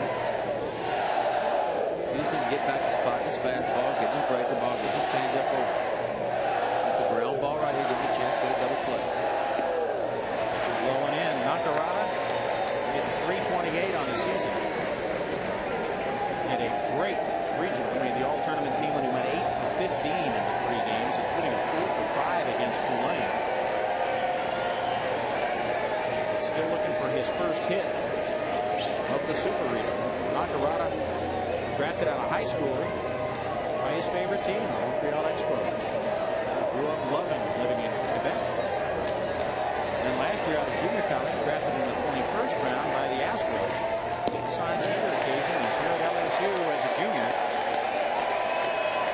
Trying to get better. Pitch a little high. Nakarada 3-0. You pitch around a guy with this kind of a batting average? No, he's or not. you have to lay one in him and see what he can do? You want to make a quality pitch right here, but you got to make it. You can't afford to go first and second with nobody out right here. Pitch is low. Ball 4. 2 men on for LSU. And now we're gonna hold on. Let's hold everything. The umpire at home plate, Frank Sylvester, then calls ball 4. I think not quite sure if it was 3-1 or ball 4. That is the first walk for the LSU Tigers. They have runners at first and second now to lead off the 5th inning after going 1, 2, 3 in the 4th. Steve Smith sitting in the corner of the Baylor dugout. They have a decision to make pretty soon, and the decision right now is to walk out and have a chat with his right-hander, Sean Walker. Smith went out in the 9th inning last night when Stephen White was having his brilliant game. Went out and told a great story. He said, I was going to give Stephen a chance to talk me out of it. I really hadn't made up my mind if I was going to take him out when I went out to the mound. He went out and he asked Stephen, how you doing? And White said, I'm done.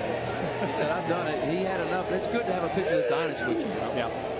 We're done for a moment. Let's get an update from Dave Rebson back in the studio. Dave?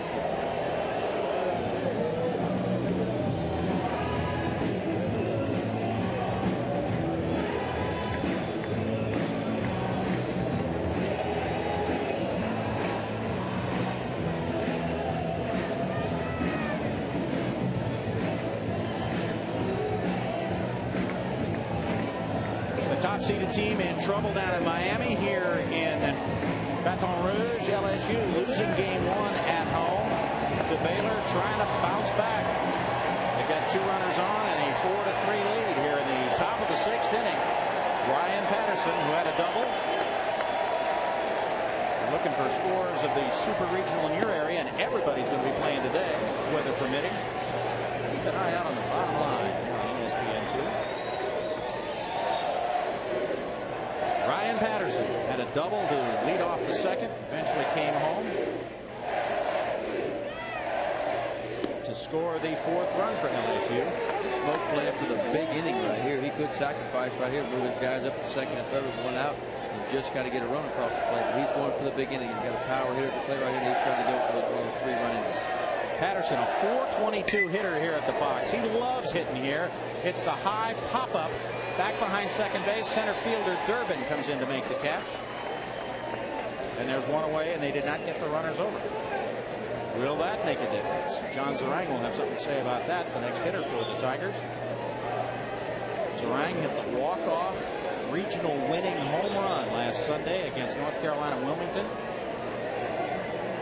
Folks at LSU are used to that kind of stuff, that walk-off That's what pile homer, right? the guys believe. You know, it's happened so many times in like the last 10 or 12 years. They just believe that somebody's going to pull off a miracle. And sure enough, I was listening to it on the radio driving around the place in Mississippi last weekend. I think I heard the roar from up there. They're still talking about Warren Morris's College World Series winning homer against Miami. Zorang, sophomore out of Thibodaux, Louisiana. Third-round pick of the White Sox in 2001, but decided not to go pro. Third-round picks generally sign and go, but out of high school, Zorang said, nope. I'll go to LSU. He's majoring in wildlife management. So part of it might be due to that. It's a good area for wildlife management. We got a little bit of everything around here when it comes to wildlife. You'll have a job for him someday, won't you? You got a lot of wildlife to manage on your spread. I could definitely use it. Zorang fouls it off. 336 on the season. Went 0 for 3. Left runners in scoring position on 2 occasions last night. Big occasions. Sean Walker, 40-year-old sophomore out of California. Breaking ball is bounced to Webb. Goes to second for 1, on to first. Double play. So 2 on, nobody out. LSU plays for the big inning and gets nothing as Webb to Reynolds to Sacramento. Turning to 6-4-3. Baylor within a run. They're coming up next. We are back in Baton Rouge, Louisiana. LSU leading Baylor 4-3 in the Super Regional. Baylor winning game 1 4-1 last night. A win today sends them to Omaha. A loss today brings us back for a game 3 and a likely matchup of true freshman starters. So Baylor would like to just assume punch this thing home and punch the ticket to Omaha in a hurry. That is called the Intimidator, the big billboard out behind right field. It just reminds every visiting team coming in of a great legacy of championships here at LSU. 5 titles in a 10-year span between 91 and 2000. 11 trips to the College World Series in the last 17 years. But none in the last 2. Folks are getting cranky about that. Folks are getting cranky around like we talked about. They expect to go every year. They want to go, so they want to see their Tigers come back and win this game and push it to a third game tomorrow. Hopefully another bird. Josh Ford, the catcher. See, he struck out and hit into a fielder's choice. He had 3 hits in last night's game. We are in the top of the 6th. 4-3 LSU. Bengal Tigers got 4 in the first 2 innings. Baylor's been chipping away since then. Taking ball over for a strike. Ben's done a nice job also not giving up a big inning. 3 matchsticks out there in a row, got 3 runs on the board, but he hadn't given up the big inning, so he's keeping his club ahead. That's what he needs to do. Brady Wiederhold calling the pitches on the dugout there. You saw the one just a moment ago. Watch him again. I don't know about that. I have no idea. I've been looking, trying to figure out some kind of consistency there. Pitch is high. Did he swing? No. So Ford ahead in the count, 3-1 now.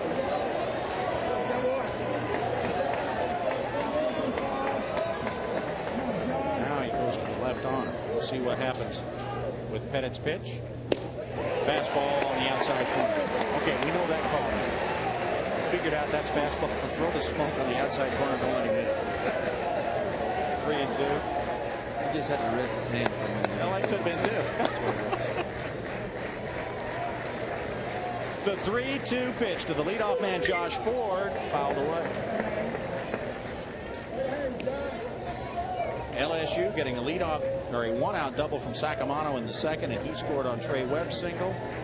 And then in the third, after an error, David Murphy's double, driving home Chris Durbin. And Sacramento with a leadoff triple in the fourth, and he scored on a wild pitch. That's gotten Baylor back in it.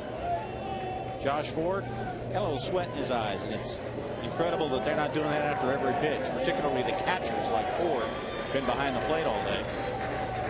He loves being at the plate, but take the gear off for a little bit.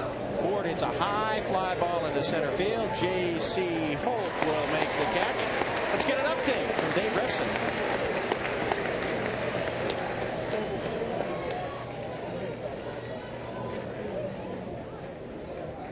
Third baseman, Michael Griffin.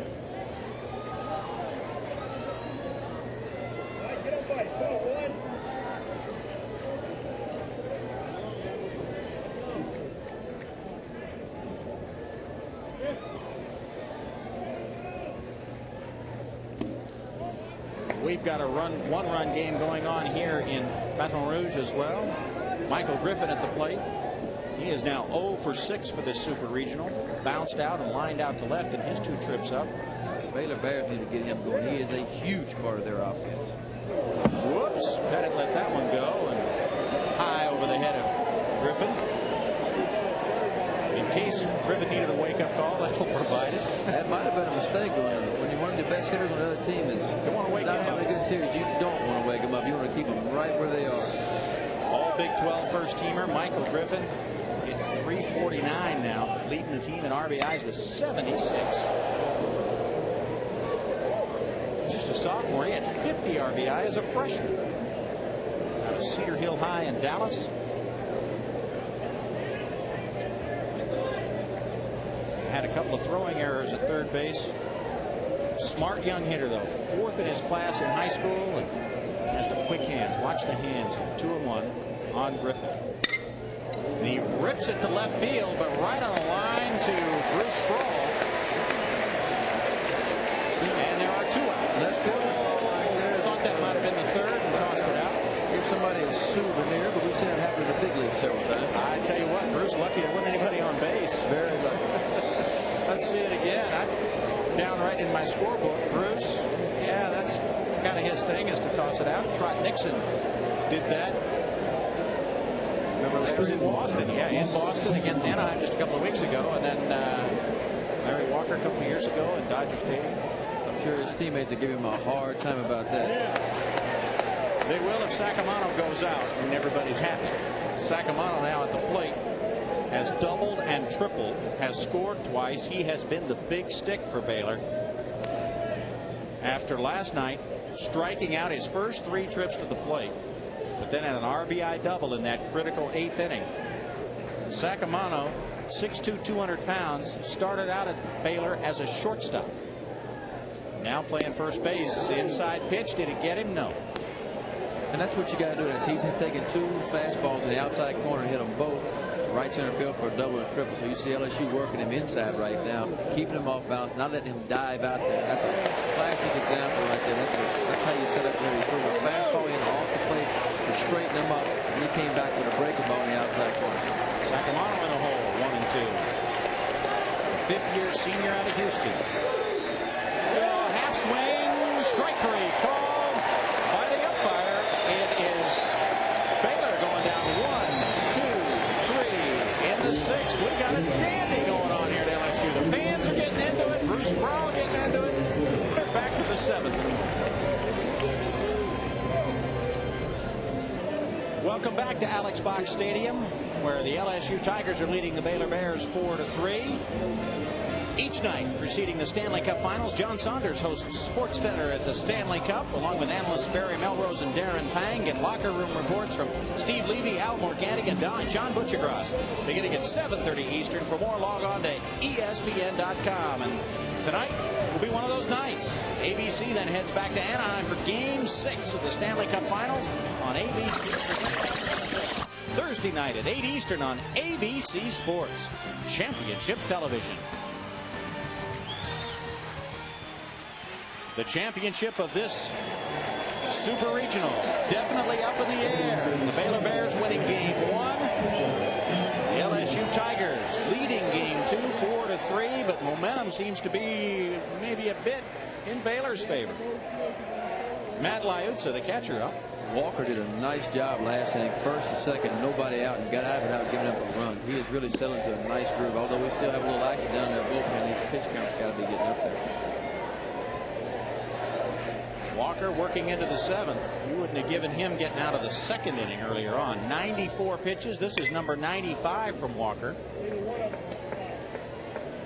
But that doesn't bother these guys. He threw 94 pitches in his regional 6 2/3 against Murray State. He's gone at least 6 in his last 4 starts. At at least 94 pitches in each of his last 5 appearances. He threw 127 pitches in the Big 12 tournament game against Nebraska. He was asked to bite the bullet and throw some innings because you're in a tournament situation where you just need to hang them, keep them close, and not burn out the bullpen. Right. Sometimes you got to take it for the club. You're going to be out there way behind in the ball game. Just only use up one arm, like you said, because you got to save the rest of your pitches later on in the tournament. 2-2 to Laiutza, who had a single in the second and then reached on an error in the fourth. Bounces one up the middle. The second baseman Reynolds makes the play. That's a catcher hustling down to first base there. 3-2 pitch right here. Fastball outside part of the package, kind of puts it in play, but it's in the hole. A couple of nasty little hops right there. It just took a while. Yeah, he just beat it out. It's a hustling down to first base. Freshman from Metairie is on as Laiutza has his second hit of the game. You see the pitching comparison there. Both of them with 4 strikeouts and a walk. Walker's been in more trouble. Done a better job of getting out of it.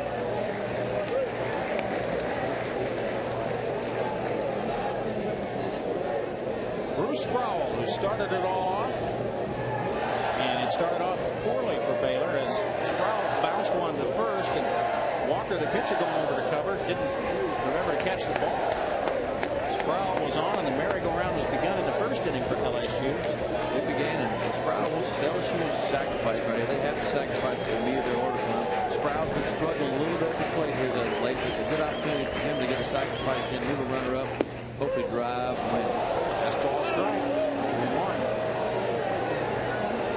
LSU had been playing for the big inning. In fact, last inning played for the big inning with getting the first 2 runners on. But now it's inning number 7, as you mentioned, with the big guys coming up. You keep things simple and let them keep the bats in their hands. This is when Walker just wants to throw a strike. The Baylor Bears are trying to give him an out. They're saying, here's an out. We're just going to move a guy up. He has to throw strikes right here. Go ahead and take it out. Maybe he can pitch out of it. 1 out, man on the second base jam. If he doesn't throw a strike, he's going to be in big trouble. Going to be first and second. Nobody out in the hard LSU lineup coming out. Abe Woody, the hard-throwing freshman, is ready in the bullpen as Walker's pitch is low, ball 4.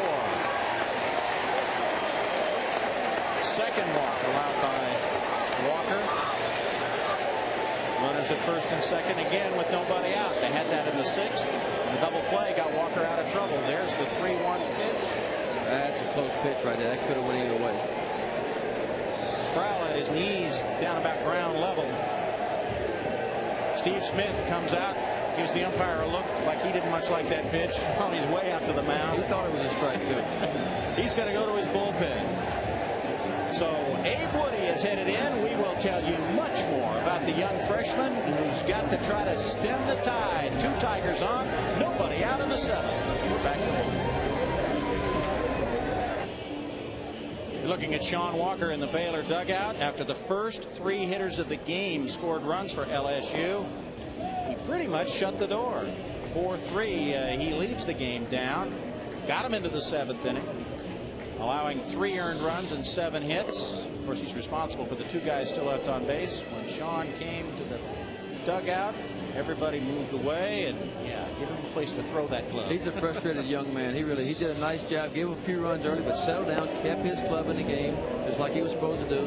Got it to 4-3 right there, but now they need some big relief help right now. Abe Woody, redshirt freshman out of Round Rock, Texas. A lot fewer hits than innings pitched. Not very many walks. Very nice numbers for a pitcher who is 6-0 with an ERA of under 4. Freshman All-American. They got 2 of them over here at Baylor, but now Coach Smoke Lavelle, LSU's in another situation. Does he bunt and move the runners over, or does he play for the big inning again? We'll see what J.C. Holt is going to do. He's going to punt it right back up to Woody. 1 pitch, 1 out. That's big. That is huge for Baylor right there. Fix to have runners on second and third, just 1 out with your best hitter coming to the plate. Pops the bunt up. Got to keep the barrel of the bat above the ball in that situation right there. You got to put it on the ground. J.C. Holt had a single in the first, but then it struck out and flown out. 1 for 7 in the Super Regional now. That brings the big guy to the plate, Aaron Hill, the shortstop. 2003 SEC Player of the Year. Hit a 2-run homer back in the first inning.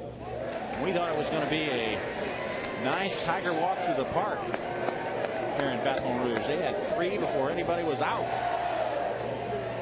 Baylor has hung tough. LSU up by 1-0 count, way wide by Woody, and that's something that Steve Smith had told us before the game, saying, yeah, we just got to keep him close to the strike zone. He will get a little wild sometimes. We're joining you from Alex Box Stadium, the campus of LSU in Baton Rouge, Mississippi. Bob Stevens along with former LSU Tiger legend Ben McDonald. And I tell you, legend, there have been more people coming up. They're still asking for this guy's autograph. He left campus 13 years ago. Left campus a long time ago, but this is home for me, this area. So I see these folks all the time, whether it's football games or baseball games. And they always have a reminder when they come to Alex Box that Ben McDonald was here helping build the foundation for those champions of the 90s.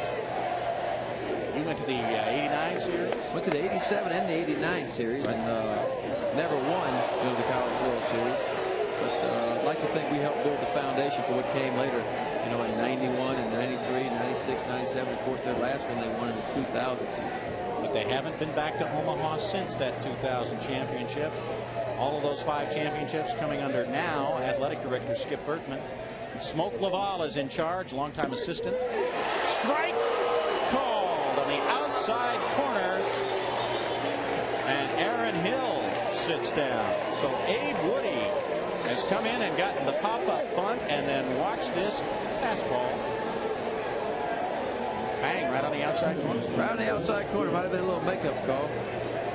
Coach Smith came out when he changed pitches and had something to say to the home plate umpire right there. But that was a tough pitch. That's definitely a pitcher's pitch. He got ahead in the count right there. Threw his pitch to the All-American Hill and got the call from the umpire. LSU got the first 2 runners on in the 6th and did not score. They've gotten the first 2 runners on here in the 7th. And it's up to Blake Gill to bring them home. LSU just could not come through with enough clutch hits last night off Mr. White. Tonight, this afternoon in the same situation. They need a big base hit right there. It was first and second, nobody out. And actually, the inning before they had first and second, nobody out, and have not pushed a run across the plate yet. It's been LSU's Achilles heel in this short series. They went 1 for 15 with runners in scoring position last night. High pop fly is grabbed by Michael Griffin. So the Baylor Bears get out of trouble again. Great pitching by Abe Woody. The Bears come up with a chance to tie. It's 4-3 Tigers. LSU Tigers now clinging into a 4-3 lead over the Baylor Bears as they've blown a couple of opportunities to score. Our Pontiac high performance moment came in the first inning. Aaron Hill right there got a fastball out over the plate. Did a nice job hitting it the opposite way. Drove it out of the ballpark for a 2-run homer there in the first inning.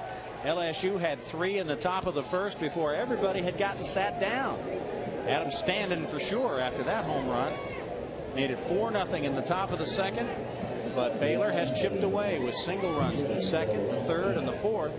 Smoke Laval hoping now that he can get a little bit more out of Pettit and that his bullpen can hold on down the stretch. Ross Bennett is being hit for. Dillon is going to bat for the Baylor Bears. Zach Dillon was the DH last night and will hit for Bennett here again. Could be that Bennett's ring finger that has bothered him for most of the last month is bothering him again. So we will see Zach Dillon. Dillon takes a Bo Pettit fastball on the outside corner. Dillon went 0 for 4, hit 3 ground balls last night's game, averaged down to 244. Bo Pettit, as has been the case all season, has so far been just good enough. 1-1 to Dillon. This is a guy who is 3-1 in his last 6 starts, but with an ERA of over 7. He's used to getting a whole lot of run support.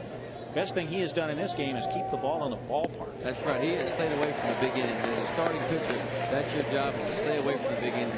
He gave it 1 run, second, third, and fourth thing. Other than that, he's thrown up the goose egg. He's kept LSU right where they need to be.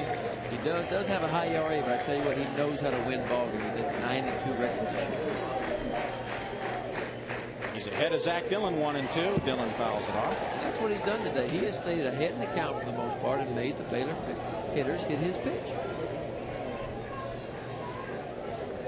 Last year, we wouldn't have been saying this sort of thing about Bo Pettit. As a junior, he was 9-7 with a 3.35 ERA and was drafted in the 13th round by the Minnesota Twins. He decided, you know what, I think I can improve that. Come back to my senior season and really put something on him. And that high ERA got him drafted in the 29th round, again by the Twins. Seeing eye single for Dillon. Between Nakarada and Hill. And so Baylor has their leadoff man on in the bottom of the 7th. Dillon, little defensive swing. Defensive swing is a changeup on the outside part of the plate. He went with it. These Baylor hitters do a nice job of hitting the ball where it's pitched. If it's pitched inside, they pull the ball. If it's thrown away from, they hit the ball the opposite way. He just did just enough to flick it right through the hole right there. That'll bring up shortstop Trey Webb, as you see the other shortstop, Aaron Hill. Webb known more as a glove man. And has an RBI single. They should be sacrificing right here. In this one. Tries to get the bunt down. The throw to first base. They had him hung out to dry, and just getting under the tag is Dillon. Dillon almost got caught leaning the wrong way. He's trying to get a jump over there. They're going to lay the bunt down, or he's trying to get a good jump so he can't get thrown out at second base, and it almost cost him. Webb, such a good contact hitter. Rarely strikes out. Doesn't miss the ball when he's swinging at it. You figure he's going to get the bat on the ball when he bunts it. This time he shows bunt and then holds the bat back. I saw the Baylor hitters Thursday work on this exact play right where they act like they're going to sacrifice bunt. They pull the bat back and try to hit it in the hole over there for a base hit. Trey Webb, the kind of guy who could do that. There he is sacrificing. You see it. And he pulls it back, act like he's going to hit it. And he was going to hit it right there. And he's got smoke squeals turning over there. They don't know if he's going to sacrifice or what play to put on for defensive play right here. All right, here's the 1-1. We've had a lot of action on the first two pitches to Trey Webb. This time a little more conventional, but bounces it right through the same hole that Dillon found. And Baylor opens up with leadoff singles from Dillon and Webb. We'll see if the Bears can make something happen when LSU could not. Bo Pettit has now thrown 101 pitches. That's 101 pitches. I tell you, got two guys on right here. Neither one of those balls hit hard, just hit in the right place. So not exactly hitting Bo Pettit real hard, but they're putting guys on base right here. You're definitely going to see a sacrifice right here. I'm sure they're going to try to move the runners up to second and third with that just one out. Brady Wiederhold, the LSU pitching coach, who we've had a lot of fun with today, trying to figure out what kind of signs he's given. Now I have a talk with his pitcher. Down in the bullpen, Detterman has been ready for a long time. He's toweling off in case it's time to come in. Wiederhold's going to take as much time as he can with his pitcher. He's going to look at his finger, see if that blister's been any better. Detterman is going to go back and maybe throw a couple more pitches just to keep himself busy. Finally, the home plate umpire, Frank Sylvester, comes out to break up the conference on the mound. Kyle Reynolds is due up for the Bears. And they are now going to call to the bullpen. So Bo Pettit, 101 pitches. And he will leave with a lead, 4-3, but Baylor is threatening, 2 on with nobody out. We'll tell you much more about Jason Detterman as he comes to the hill for the Tigers. They still lead Baylor, but tenuously, 4-3 in the 7th.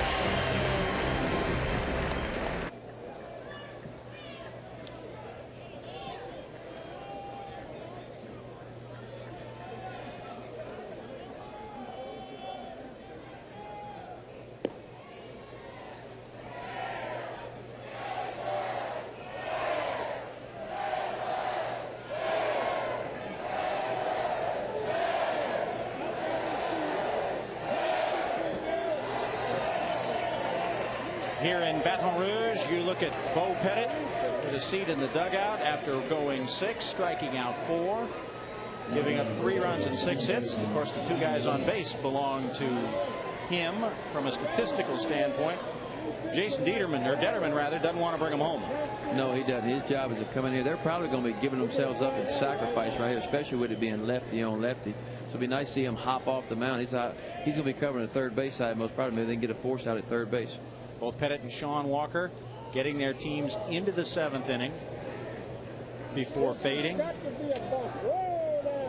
Zach Dillon is at second base. Trey Webb is at first. Kyle Reynolds is at the plate. And this crowd has gotten strangely quiet. It's real quiet. This is the quietest 7,500 folks in one spot I've ever heard. They're concerned now. Been leading the whole game, but Baylor just won't go away. They've been chipping away and chipping away at that lead right there. Reynolds struck out in the 3rd, grounded out in her, lined out in the 5th. Up here in the 2nd, or 7th rather, with a chance to give Baylor the lead. The 1-0, bunts it up along the 3rd baseline, foul. His dad was good at that, moving the bat around. Yes, he was. I remember Craig him. Reynolds. Had good back control.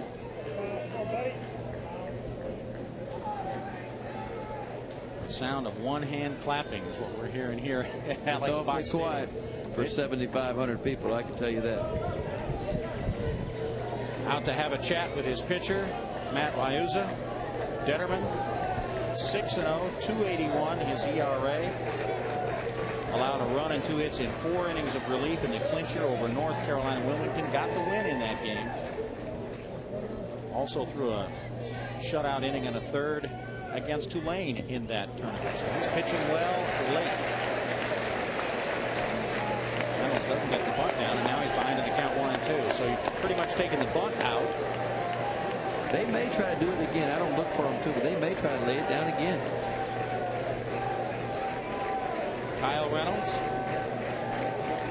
down at 3rd for a sign.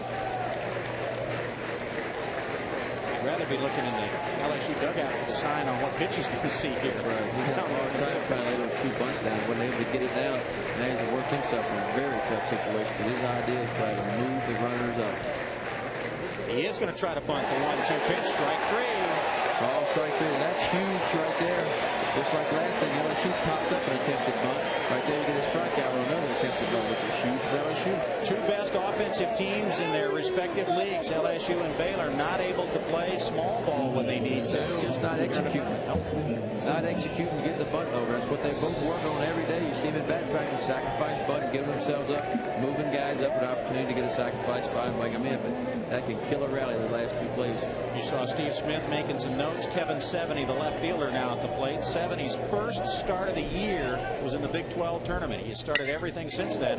Fakes the bunt and then slashes it. That's the play we talked about earlier. These Baylor Bears do this a lot. They'll fake it, get the infielder moving around a little bit, pull the back, and try to slap it in the hole somewhere. Seveny headed down to 3rd base, where he is talking to Hoop Jonigan. We got Hoop, we got Smoke. We got some strange names. We got some great nicknames here. This is baseball. There's Steve. That's the thing about baseball is everybody has nicknames. His 8th year at Baylor. He was with Steve Smith at Mississippi State for 4 years. What was your nickname? They call me a lot of things, most of which I can't mention on air. I don't believe that. They've called you nothing but Mr. McDonald the whole time we've been here. Nice breaking pitch. Catches the outside corner. Strike 1. Well, we've seen his reliever come in and do a nice job. Woody came in and did a great job for the Baylor Bears. Redshirt freshman. Woody and a redshirt freshman. So is Detterman. From Baton Rouge, from Catholic High School. Pitching in front of the home folks. And it's got 70 in an 0-2 hole. Breaking pitch is fouled back. 70 struck out and lined out in his 2 previous trips to the plate. Went 0 for 2 with a sacrifice and got hit by a pitch in last night's game. The Rosenbag is getting a workout. It's a steamy day. Warm day in Louisiana. The clouds now beginning to take advantage over the sun. See if Detterman throws a little harder because of that. A little outside. Detterman, not a power pitcher. He's a control pitcher, left-handed. Nice breaking ball. Watch his fastball. See, that's what that humidity will do. That's it. He needs a new ball cap right there. Just got this one broken in. Kevin Seveny at the plate. He is a freshman. A lot of freshmen involved. That's how good these two programs are. They're giving freshmen key roles, and they have been responding. Seveny scored the winning run in Game 1 of the regionals. Look at that. Look at that. That's a good hat. That's why he's standing by himself. Nobody wants to be around him over there. They're trying to spread out. You're not getting a front row seat, that's for sure. The 1-2 Seveny. Low and away, 2-2. The top of the order for Baylor's coming up. If Seveny can keep things going, they're just one out of the inning. But Chris Durbin, who had 3 hits last night and has scored one of their runs this afternoon. Leadoff man is up, followed by first-round draft pick David Murphy. Murphy's in the hole, 1 out, 2 on. The 2-2 pitch coming up to Kevin Seveny. It's the high pop fly out into right field. Making the catch is John Zarang, and nobody's coming anywhere. A nice pitch. He's doing some breaking balls, some changeup. He struck a fastball on him. The guy just there him enough to pop him out. So Seveny does not produce.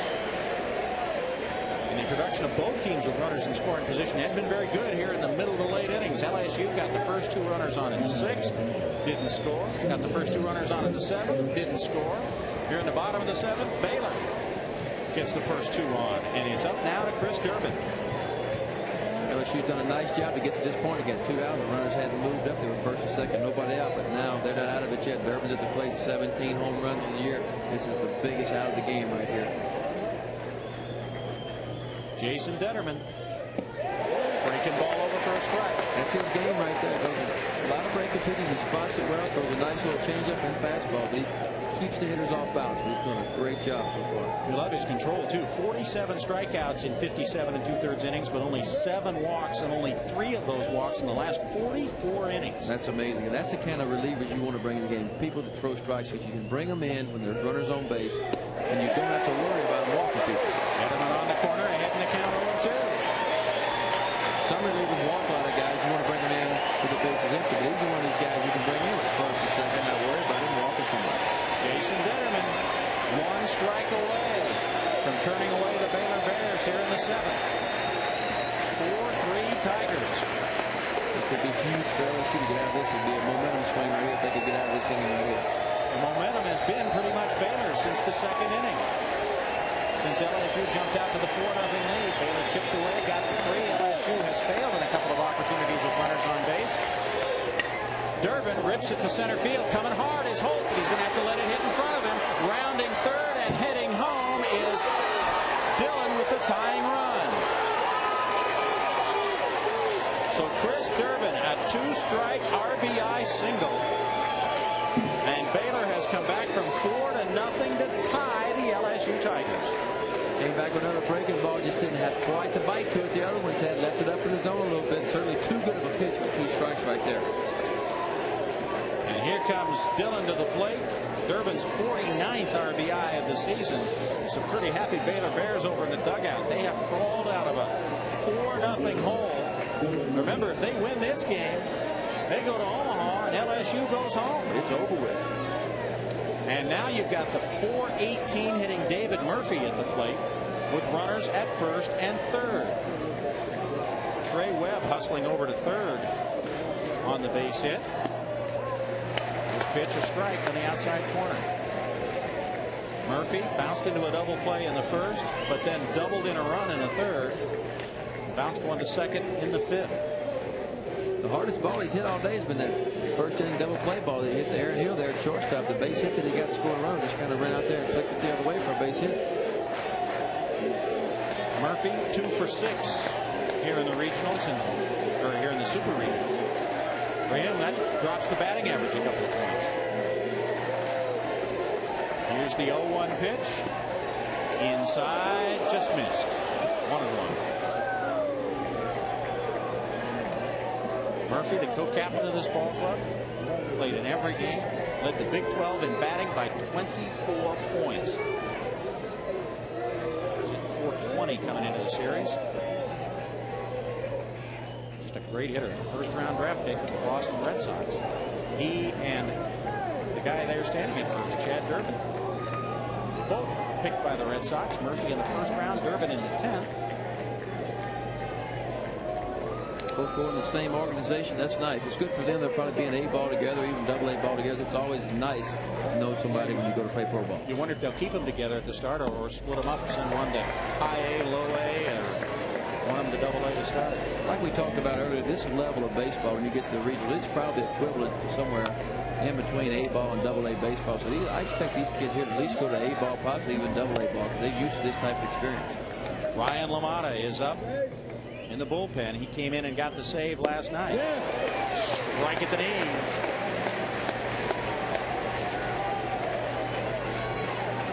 So Murphy will see a 2-2 pitch next. Runners at first and third. Runners at the corners with 2 out. The 2-2 pitch. You see Durbin there at first. Over at third, Trey Webb. Here's the 2-2 pitch from Detterman. Murphy pulls it foul. Very good pitch on the inside part of the plate right there. Look for him to come back with a breaking ball. That was his fastball right there, inside part of the plate. He still pulls it. It means he's looking for the fastball. He's way out in front of it. It'd be a good time to throw an off-speed pitch, something away in the zone, and see if he can execute it. Smoke Laval's hair's gotten a little bit grayer the last 6.5 innings. LSU got 3 in the top of the first. It's now 4-4 with a 400 hitter at the plate, the chance to take the lead. High and inside. Came back in with a fastball because it doubled up in there with a fastball.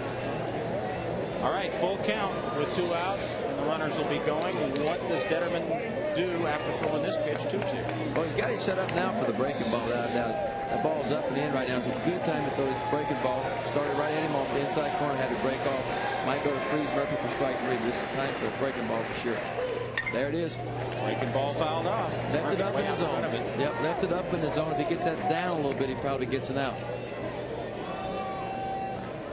But if he hangs it just a little bit, Murphy's got the power to hit it out. That was almost too high of a pitch right there for hanging. There's Smoke Laval looking out of the dugout. The 3-2, 2-out pitch. Looped into left field and dunks in for a hit. In comes Webb. To third goes Durbin. To second goes Murphy.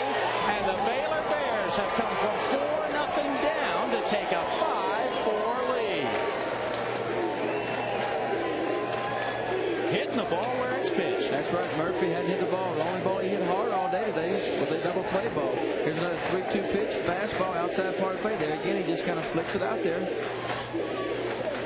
He dunked a double to left in the third to drive home a run, and does it again here in the 7th. Baylor has put its first crooked number on the board. The 2 here in the 7th gives them a 5-4 lead. Murphy's 66th RBI of the season. They'll look like line drives tomorrow in the paper, that's for sure. And now Detterman has to get Josh Ford out. So the big hit with runners in scoring position. It's been the story of this regional. LSU 1 for 15 last night. They were 2 for their first 2 today, but are now just 2 for 8. As Ford gets down in the count 0-1, Baylor hadn't had much success either until that base hit by David Murphy. They're just 2 for 6. They've been just a little bit better with runners in scoring position. That's been the difference in these 2 ball games. Josh Ford, who had 3 hits last night, rips this one to left field. Is that got enough to go? No, it doesn't. The center fielder, J.C. Holt, makes the catch. But the Baylor Bears come back with 2. Let's go back to our College World Series studios. Dave Revson and Tony Gwynn. NCAA Championships on ESPN.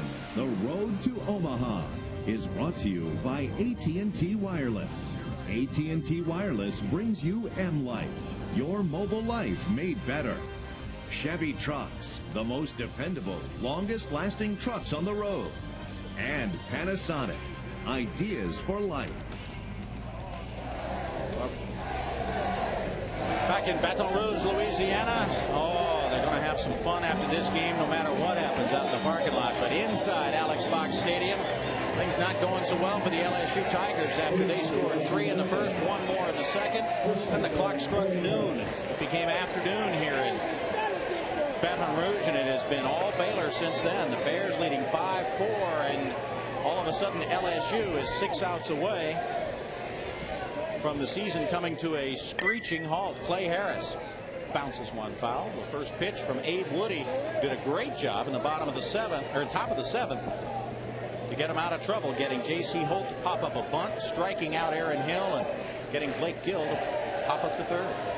He did a great job last inning getting out of that jam. Freshman All-American.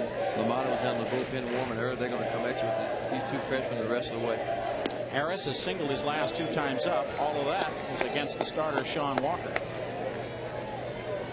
Harris, sophomore out of Slidell, Louisiana. Big, strong kid. Talking to Turtle Thomas here, they wanted to be just a little bit more aggressive swinging at the plate. I think he has. It's one high and deep to right center field and gone off the scoreboard. That aggressive enough for you? That's what they talked about. They said he's got a lot of power. The kid's obviously big and strong. He wanted to be just a little more aggressive at the plate, and he can do things like that. And there it is. Last night he just missed 2 home runs. We talked about the ball got in on his hands just a little bit last night. He inside out of that ball to right center field for a home run. That was a long ball. Clay Harris, his 14th homer of the season, has the Alex Box faithful, all 7,500 of them, finally back up on their feet with something to cheer.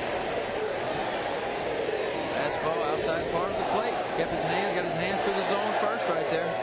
It's a big, strong kid. That ball was almost off the top of the scoreboard. Abe Woody had now allowed 7 homers in 59 2/3 innings. Not a lot, but out to have a chat with him is Steve Smith.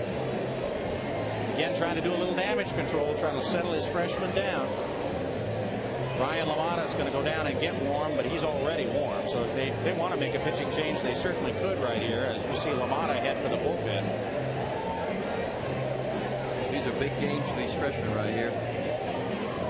Pitch in front of 8,000 people in a super regional, away from home right here. It's big. He just wants to calm his team down a little bit, tell them they're still in the ballgame. Smoke Laval, a little chewing right there just to keep the tension away. 5-5 in the 8th. The road to the 2003 College World Series continues tonight on ESPN2 with more Super Regional action at 8 Eastern.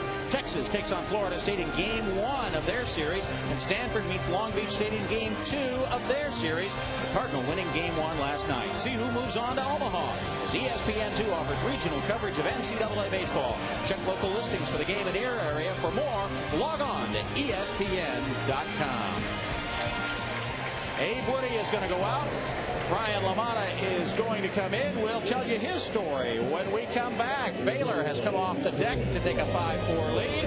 LSU stands up with a knockout punch. Maybe here in the 8th against LaMotta. Welcome back to Alex Box Stadium on the campus of Louisiana State University. LSU Tigers have now come back after giving up a 4-0 lead, going down 5-4. They've now tied it up on the big home run by Clay Harris, and that brings on Ryan LaMotta, one freshman replacing another.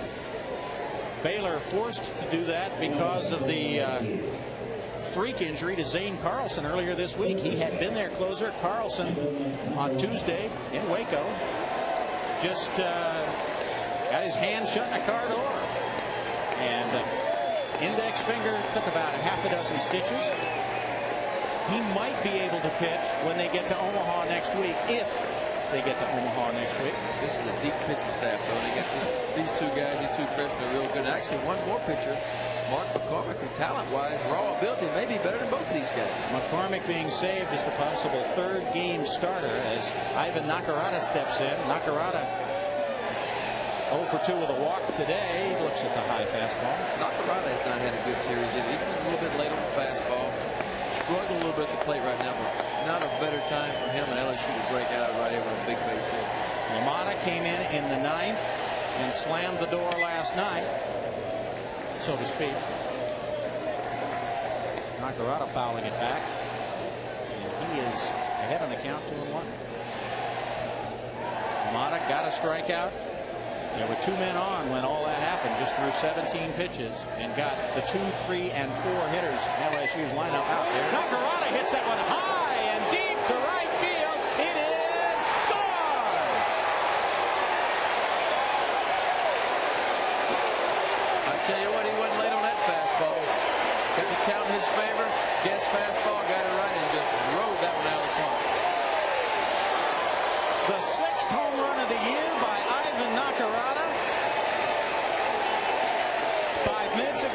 6 outs away from going home.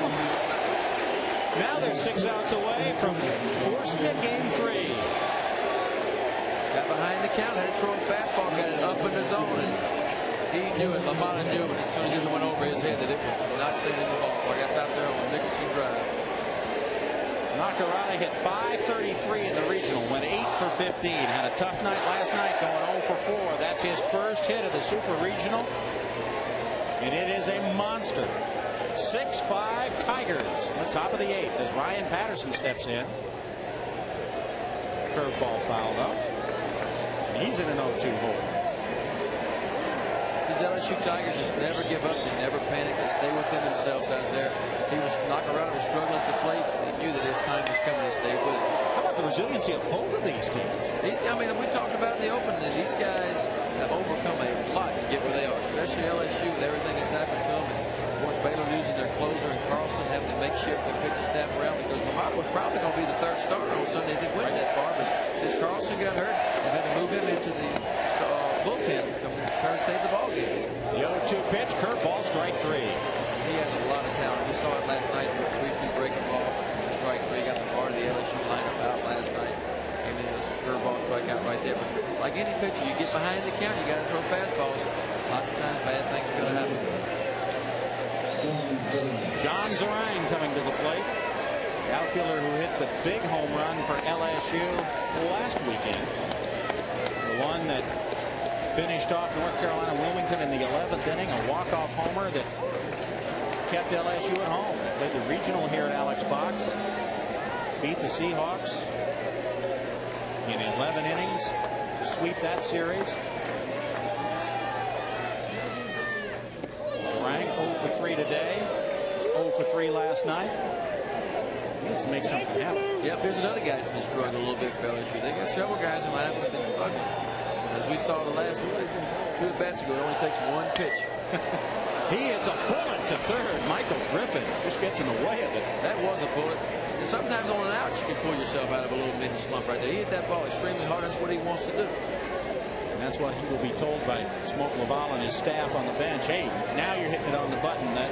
They'll start to fall. It's an out. You hate when you hit one so hard you get an out of it, but you got to take something positive from that. The positive thing, he hit the ball square, hit it hard to somebody. It's an out, but still he hit it square.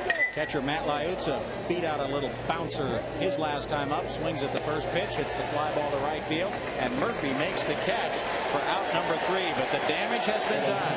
Back-to-back homers by Clay Harris, and then Ivan Nakarada right there have knocked the LSU Tigers back into a 6-5 lead here at Alex Box Stadium.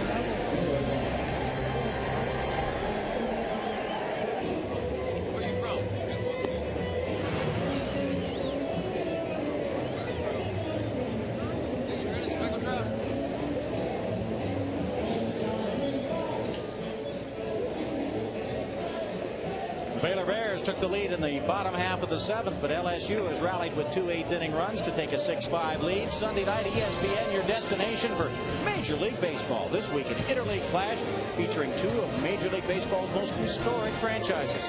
It's Sammy Sosa and the Cubs hosting Derek Jeter and the Yankees. Sunday Night Baseball presented by Nextel at 8 Eastern on ESPN. For more, log on to ESPN.com. Sosa has appealed his 8-game suspension. He should be in the lineup tomorrow night for that one. Baylor Bears. Now it's time for them to put on the rally caps yet because it's not the 9th, but it's the bottom of the 8th. They would like to keep the get back ahead and not let the Tigers have a third shot at them. What a difference a half inning makes. Like you said, LSU went in 6 outs away from going home for the season. Now they're 6 outs away from forcing a 3rd game and a possible trip back to Omaha. And again, Game 3's likely starters are 2 true freshmen. First pitch by Detterman is high and away from Michael Griffin. Griffin's hit the ball hard a couple of times, but still doesn't have anything to show for it. 0 for 3 today, 0 for 7 in the Super Regional. And he is Baylor's big RBI stick with 76 on the season. There you see Ryan LaMotta cooled off in the dugout if that's possible. Detterman. Low strike. lot of money on those low strikes. You keep it down. You keep your infield happy. You keep the boys in play all the time. The 2-1 offering. Fastball a little too low. So Griffin ahead in the count, 3-1. He's been a little over anxious in his earlier at bats, forcing things a little bit. Looks like he's had a little better idea this time at the plate. Yeah, he's staying back a little bit more. He's not jumping at the ball as much as he was before. Big cut at that one. Fouls back. You can see the quick hands that we talked about earlier. He's a talent. You can tell. He's a strong kid. Can run, can throw. Put some big numbers up his first 2 years. His dad played in the Blue Jays organization. Just a sophomore out of Dallas. He drove in 50 runs as a freshman and 76 more so far this year. High fly ball to right field. Zarang comes up and makes the catch. 1 away.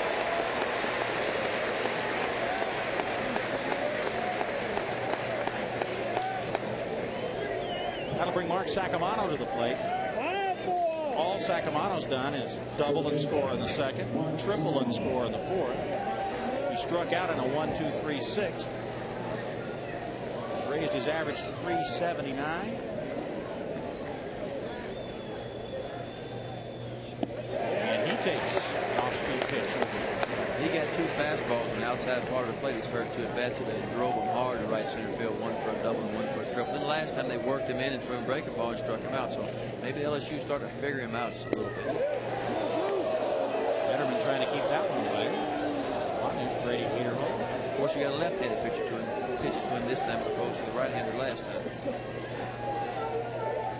Brady and his signals. Strike. Sacamano now in a hole 1-2. A couple of pitches away, be a good time to try to sneak a fastball. Have it right on the inside corner or just inside. Don't get hurt right here. Liuzzo relaying that signal as it was to pitcher Detterman. Went with the breaking ball again outside, trying to get him to chase something bad. You definitely got him set up for an inside fastball, but it's one of those pitches where it's got to be on the inside corner. You want it inside. You don't want to get up a big hit right here. All right, here's the 2-2 pitch. Right back up the middle and into center field. Tell you what, that almost gave Jason Detterman a shave that he didn't expect this afternoon. Let's go back to Dave and Tony in the studio.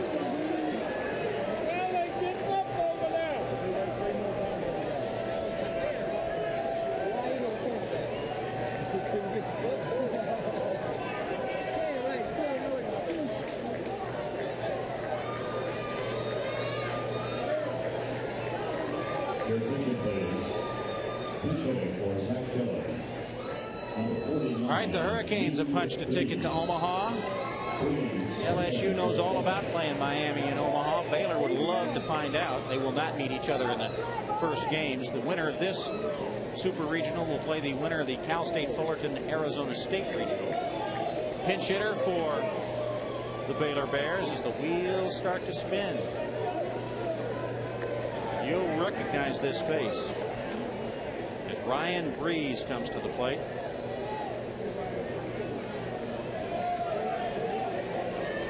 Reed Breeze, pardon me. Drew's little brother. Doesn't he look like it? 345 hitter, the sophomore. Takes a pitch low.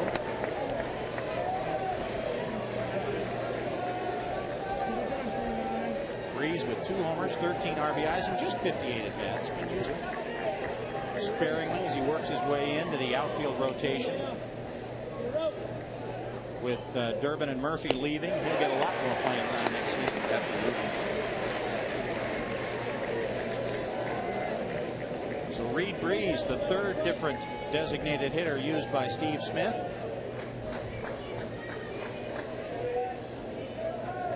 Ross Bennett went 0 for 2. Zach Dillon singled and scored their 4th run. First run in that big 7th inning. Breeze, they feel a little more comfortable against a left-handed hitter or left-handed pitcher with Breeze. Yeah, that's why they pitch in for him. A lot more confident against left-handers. A little bit surprised they didn't bring the bullpen in right there. This could be the ball game right here. It's a big situation. The 2-1 pitch before a hushed crowd. Here, Alex Box. feet a bit with that strike. 2-2 to Breeze. There's plenty of concern in the air right now for sure. There's skipper Steve Smith. In his 9th season at Baylor, trying in his 7th NCAA appearance to finally push him over the top to Omaha. Breeze just dunks one over the first baseman's head and into right field.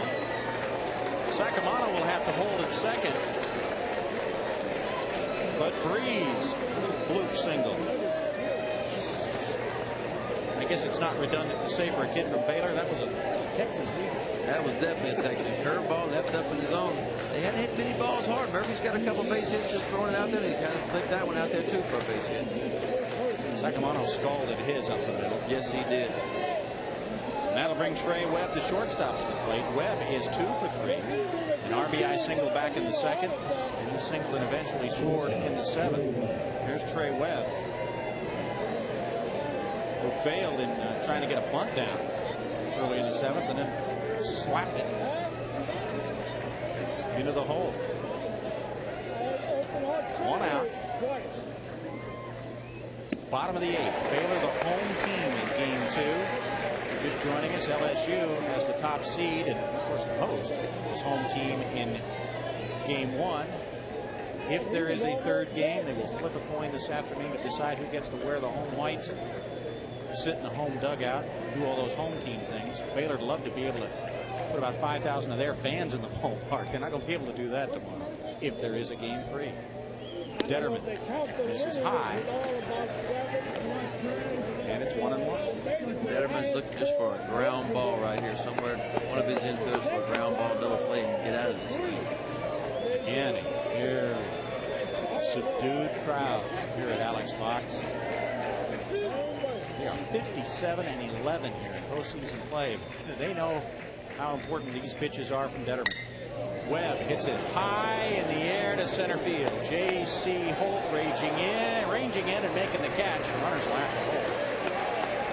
Big out right there. Got to pop up. Got 2 out now. Still runners on first and second. Not out of the jet. And Kyle Reynolds will come to the plate. Although they may pinch hit for him. Looks like they're going to.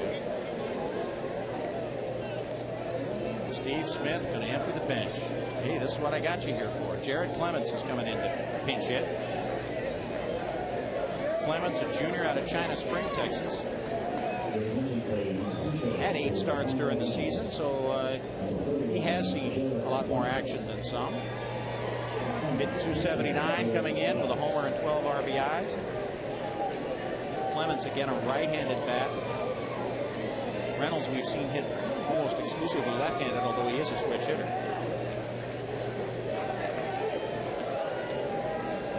Steve Smith got the matchup he wants out there right now.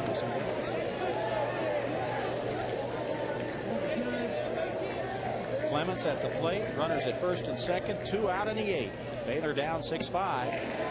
Detterman misses off the plate outside. Not missing by much, but missing by a little bit more than he was. That's right. When he first came in the game, he got ahead, he stayed ahead. Made him hit his pitch here late. Been missing a little bit. I mentioned Detterman's great control, just 3 walks in his last 45 2/3 innings, and now a pinch runner for the Baylor Bears. Blake Womble is in to pinch run.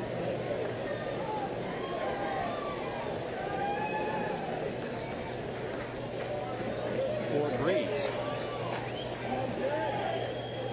So Baylor getting everybody off the bench, getting everybody involved, trying to rally from down 6-5. They were down 4-0 after an inning and a half. Fought back, tied it, took a 5-4 lead before LSU got the back-to-back homers in the top of this 8th inning. Jared Clemens now ahead in the count 2-0.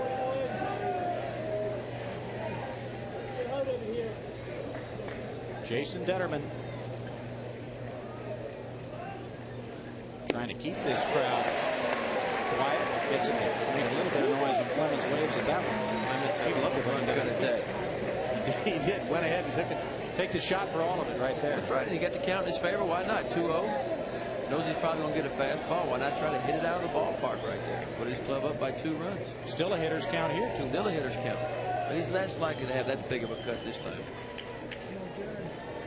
Detterman looks back at second. Fouls it off. Does Clemens. And he has brought the count back to even, has Jason Detterman. Nice job making 2 good pitches with a 2-0 count right there. 2-0 count and 2 on with 2 out. Big pitch. The crowd that had been so quiet earlier this inning now on its feet, rhythmically hand clapping for Jason Detterman as he tries to finish off Jared Clemens and get LSU out of trouble. High drive into right center field. He missed his spot right there. Ranging over is Sarang to make the catch. Baylor gets 2 on, but gets nothing. Let's go to Dave and Tony in the studio. LSU dodges trouble in the bottom of the 8th. They come to the plate in the top of the 9th with a 6-5 lead. They would love to add on to it against Brian Womble. The road to Omaha continuing tonight on ESPN2 with more super regional action. At 8 Eastern, it's Game 1 of Florida State, Texas, and Game 2 of the Stanford Long Beach State Series. The Cardinal trying to win a trip to Omaha. They won Game 1 last night. ESPN2 offering regional coverage of NCAA baseball.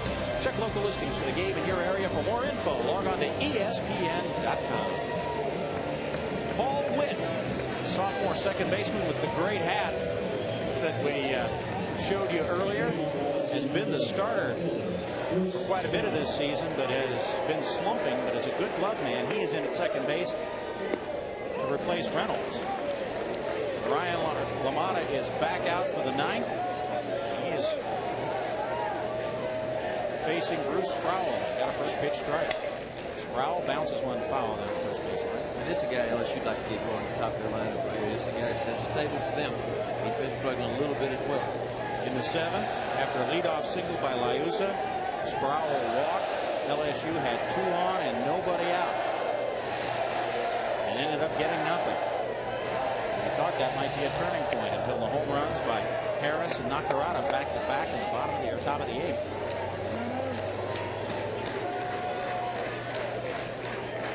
Here's the 1-2 to Sproul. Big bender just missed by LaMotta, and he showed his frustration a little bit there. He wanted that pitch. That was a good pitch right on the outside corner. Could have went anyway. A 1-2 and 2-2, a whole different ball game for a pitcher. What you can throw, what you can deal. Strike 3 call. He got the high strike there, his second strikeout. So after missing with the hook, change up right at the letters, he changed speed. He changed speed. He got him a little bit out front. This was the breaking ball. Make it go 2-2. They threw him a 2-2 changeup right there. If you didn't see last night's game, that's what happened most of last night. The hitters on both clubs, they were being frozen by some great changeups thrown by Nate Bumstead and Stephen White. White coming out on top 4-1 is 1-1 game until the 8th inning. J.C. Holt now at the plate for LSU. Singleton scored a run earlier. Waves at that one. He's now down 0-2. Potter is very impressive for a true freshman. He really is. He keeps them off balance. Those breaking balls, change up, fastballs, always a hitting count. Pitcher's low. The catcher asks for the feel of the swing and gets no help from the third baseman. Josh Ford behind the plate. So it's 1-2. Top of the 9th. LSU'd love to have a couple more runs to play with. The top of the Bears order will come up. And then at the bottom of the 9th, Durbin, Murphy, and Ford.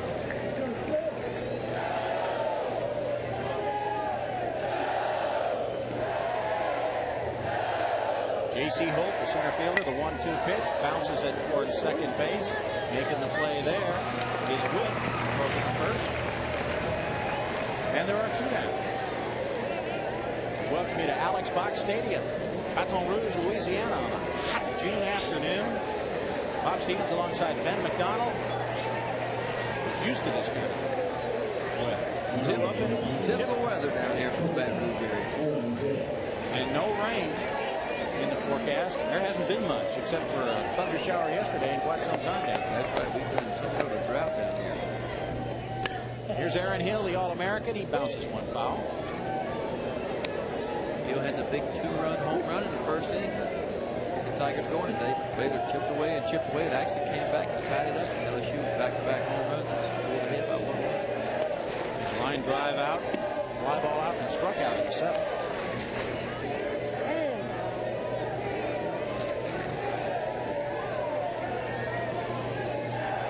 Smoke Laval watching on as his Tigers try to get a little more cushion in the bottom of the 9th to force a game 3.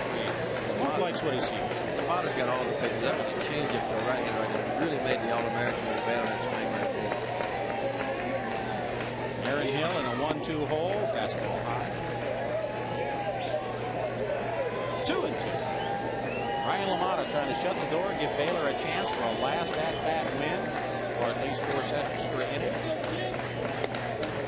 Maybe not force an extra game against LSU. Strike 3 swinging. Aaron Hill goes down for the 2nd straight time. That's the 3rd strikeout by Ryan LaMotta. David Murphy will be up 3rd as the road to Omaha continues in Baton Rouge.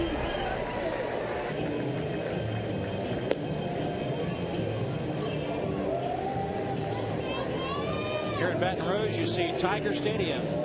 Huge football colossus in the background. We're at Alex Box Stadium, right across the street. Bob Stevens alongside Ben McDonald. 6-5 the score. We thought we were going to see some runs scored, certainly more than last night's very close nip-and-tuck pitching duel. But there's been some good pitching in this game to keep it close. It's been some real good pitching. We had two innings in a row for LSU. Runners on the 1st and 2nd, nobody out. Couldn't convert. Same thing with Baylor. A couple of times they've had runners in scoring position. Couldn't get the sacrifice bunt down. So really the pitching has been a key again tonight. Pitching was also key in the 8th inning when Clay Harris and Ivan Nakarada hit back-to-back solo homers that have been the difference as LSU leads 6-5 in the top of the 9th. Kevin 70 to lead it off.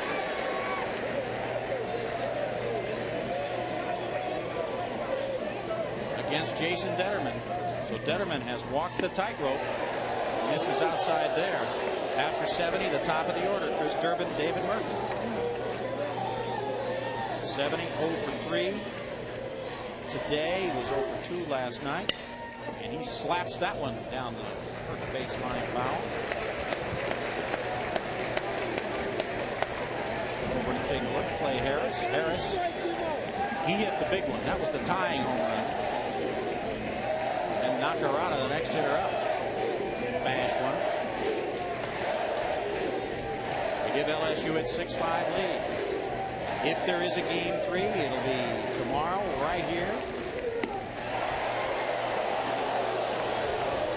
at 1:35 local. 1:35 Eastern. We may have a matchup for a couple of freshmen.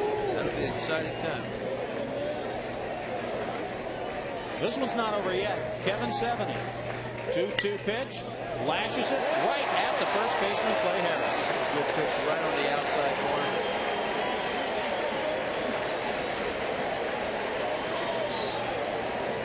So 1 down, and now the top of the order for the Baylor Bears. Chris Durbin, who has a hit and a walk, reached on an error, managed to score a run and drive in a run. Then David Murphy, who has a couple of RBI doubles in the game. Durbin's job to set the table.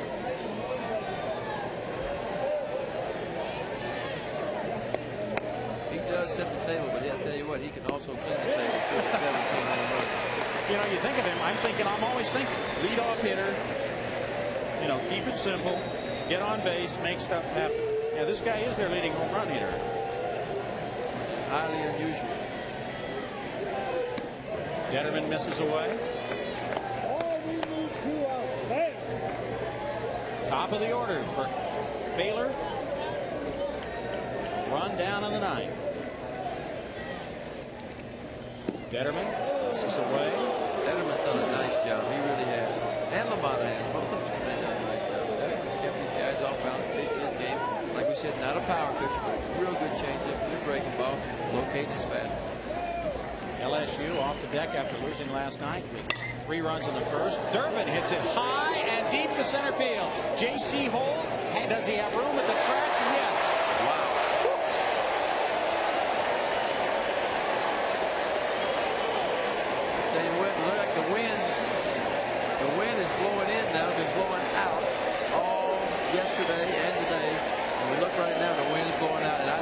and held that ball in the ballpark because he hit that ball a ton. He knew he had it. He thought he had a tie ball game and a 6-6 ball game in the ninth. You see the dents on that wall in front of J.C. Holt, who made the catch. Is that the Skip Bertman magic wand that makes the wind turn just a little bit when you need it? We talked about that's something we've done here at LSU, but able to do. We blow the wind in when the whole other team's batting. We push it out when LSU's batting. A great trick. Betterman gets a first pitch strike to David Murphy. That's some of the magic we talked about. I mean, I'm serious. It's been blowing in all game long. It's been going out, out, out. And you turn around and look, as soon as you hit the ball, it's blowing in right now. Murphy, a 400 hitting first-round draft pick of the Boston Red Sox, with a chance to hurt a team in pinstripes, but Betterman gets the corner for strike two. Nobody's going to hit that pitch. He's throwing that one right there. That's the best thing Murphy could do in that situation is what he did last time. Just kind of lob it over third base. Jason Betterman, one strike away from forcing a third game. Blowing away, 1-2.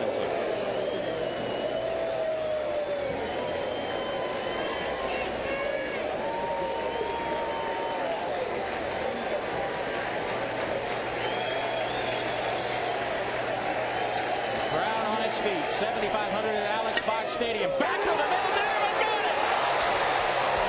Jason Betterman, in self-defense, makes the defensive play of the game. And LSU has forced a third game in this Super Regional at Baton Rouge. They beat the Baylor Bears 6-5 after a 4-0 early lead. They blow it, go down 5-4, and then win it 6-5. We will have a third game tomorrow. This has been a presentation of ESPN, the worldwide leader in sports. For more, log on to ESPN.com. To the studio, Dave Revson and Tony Gwynn.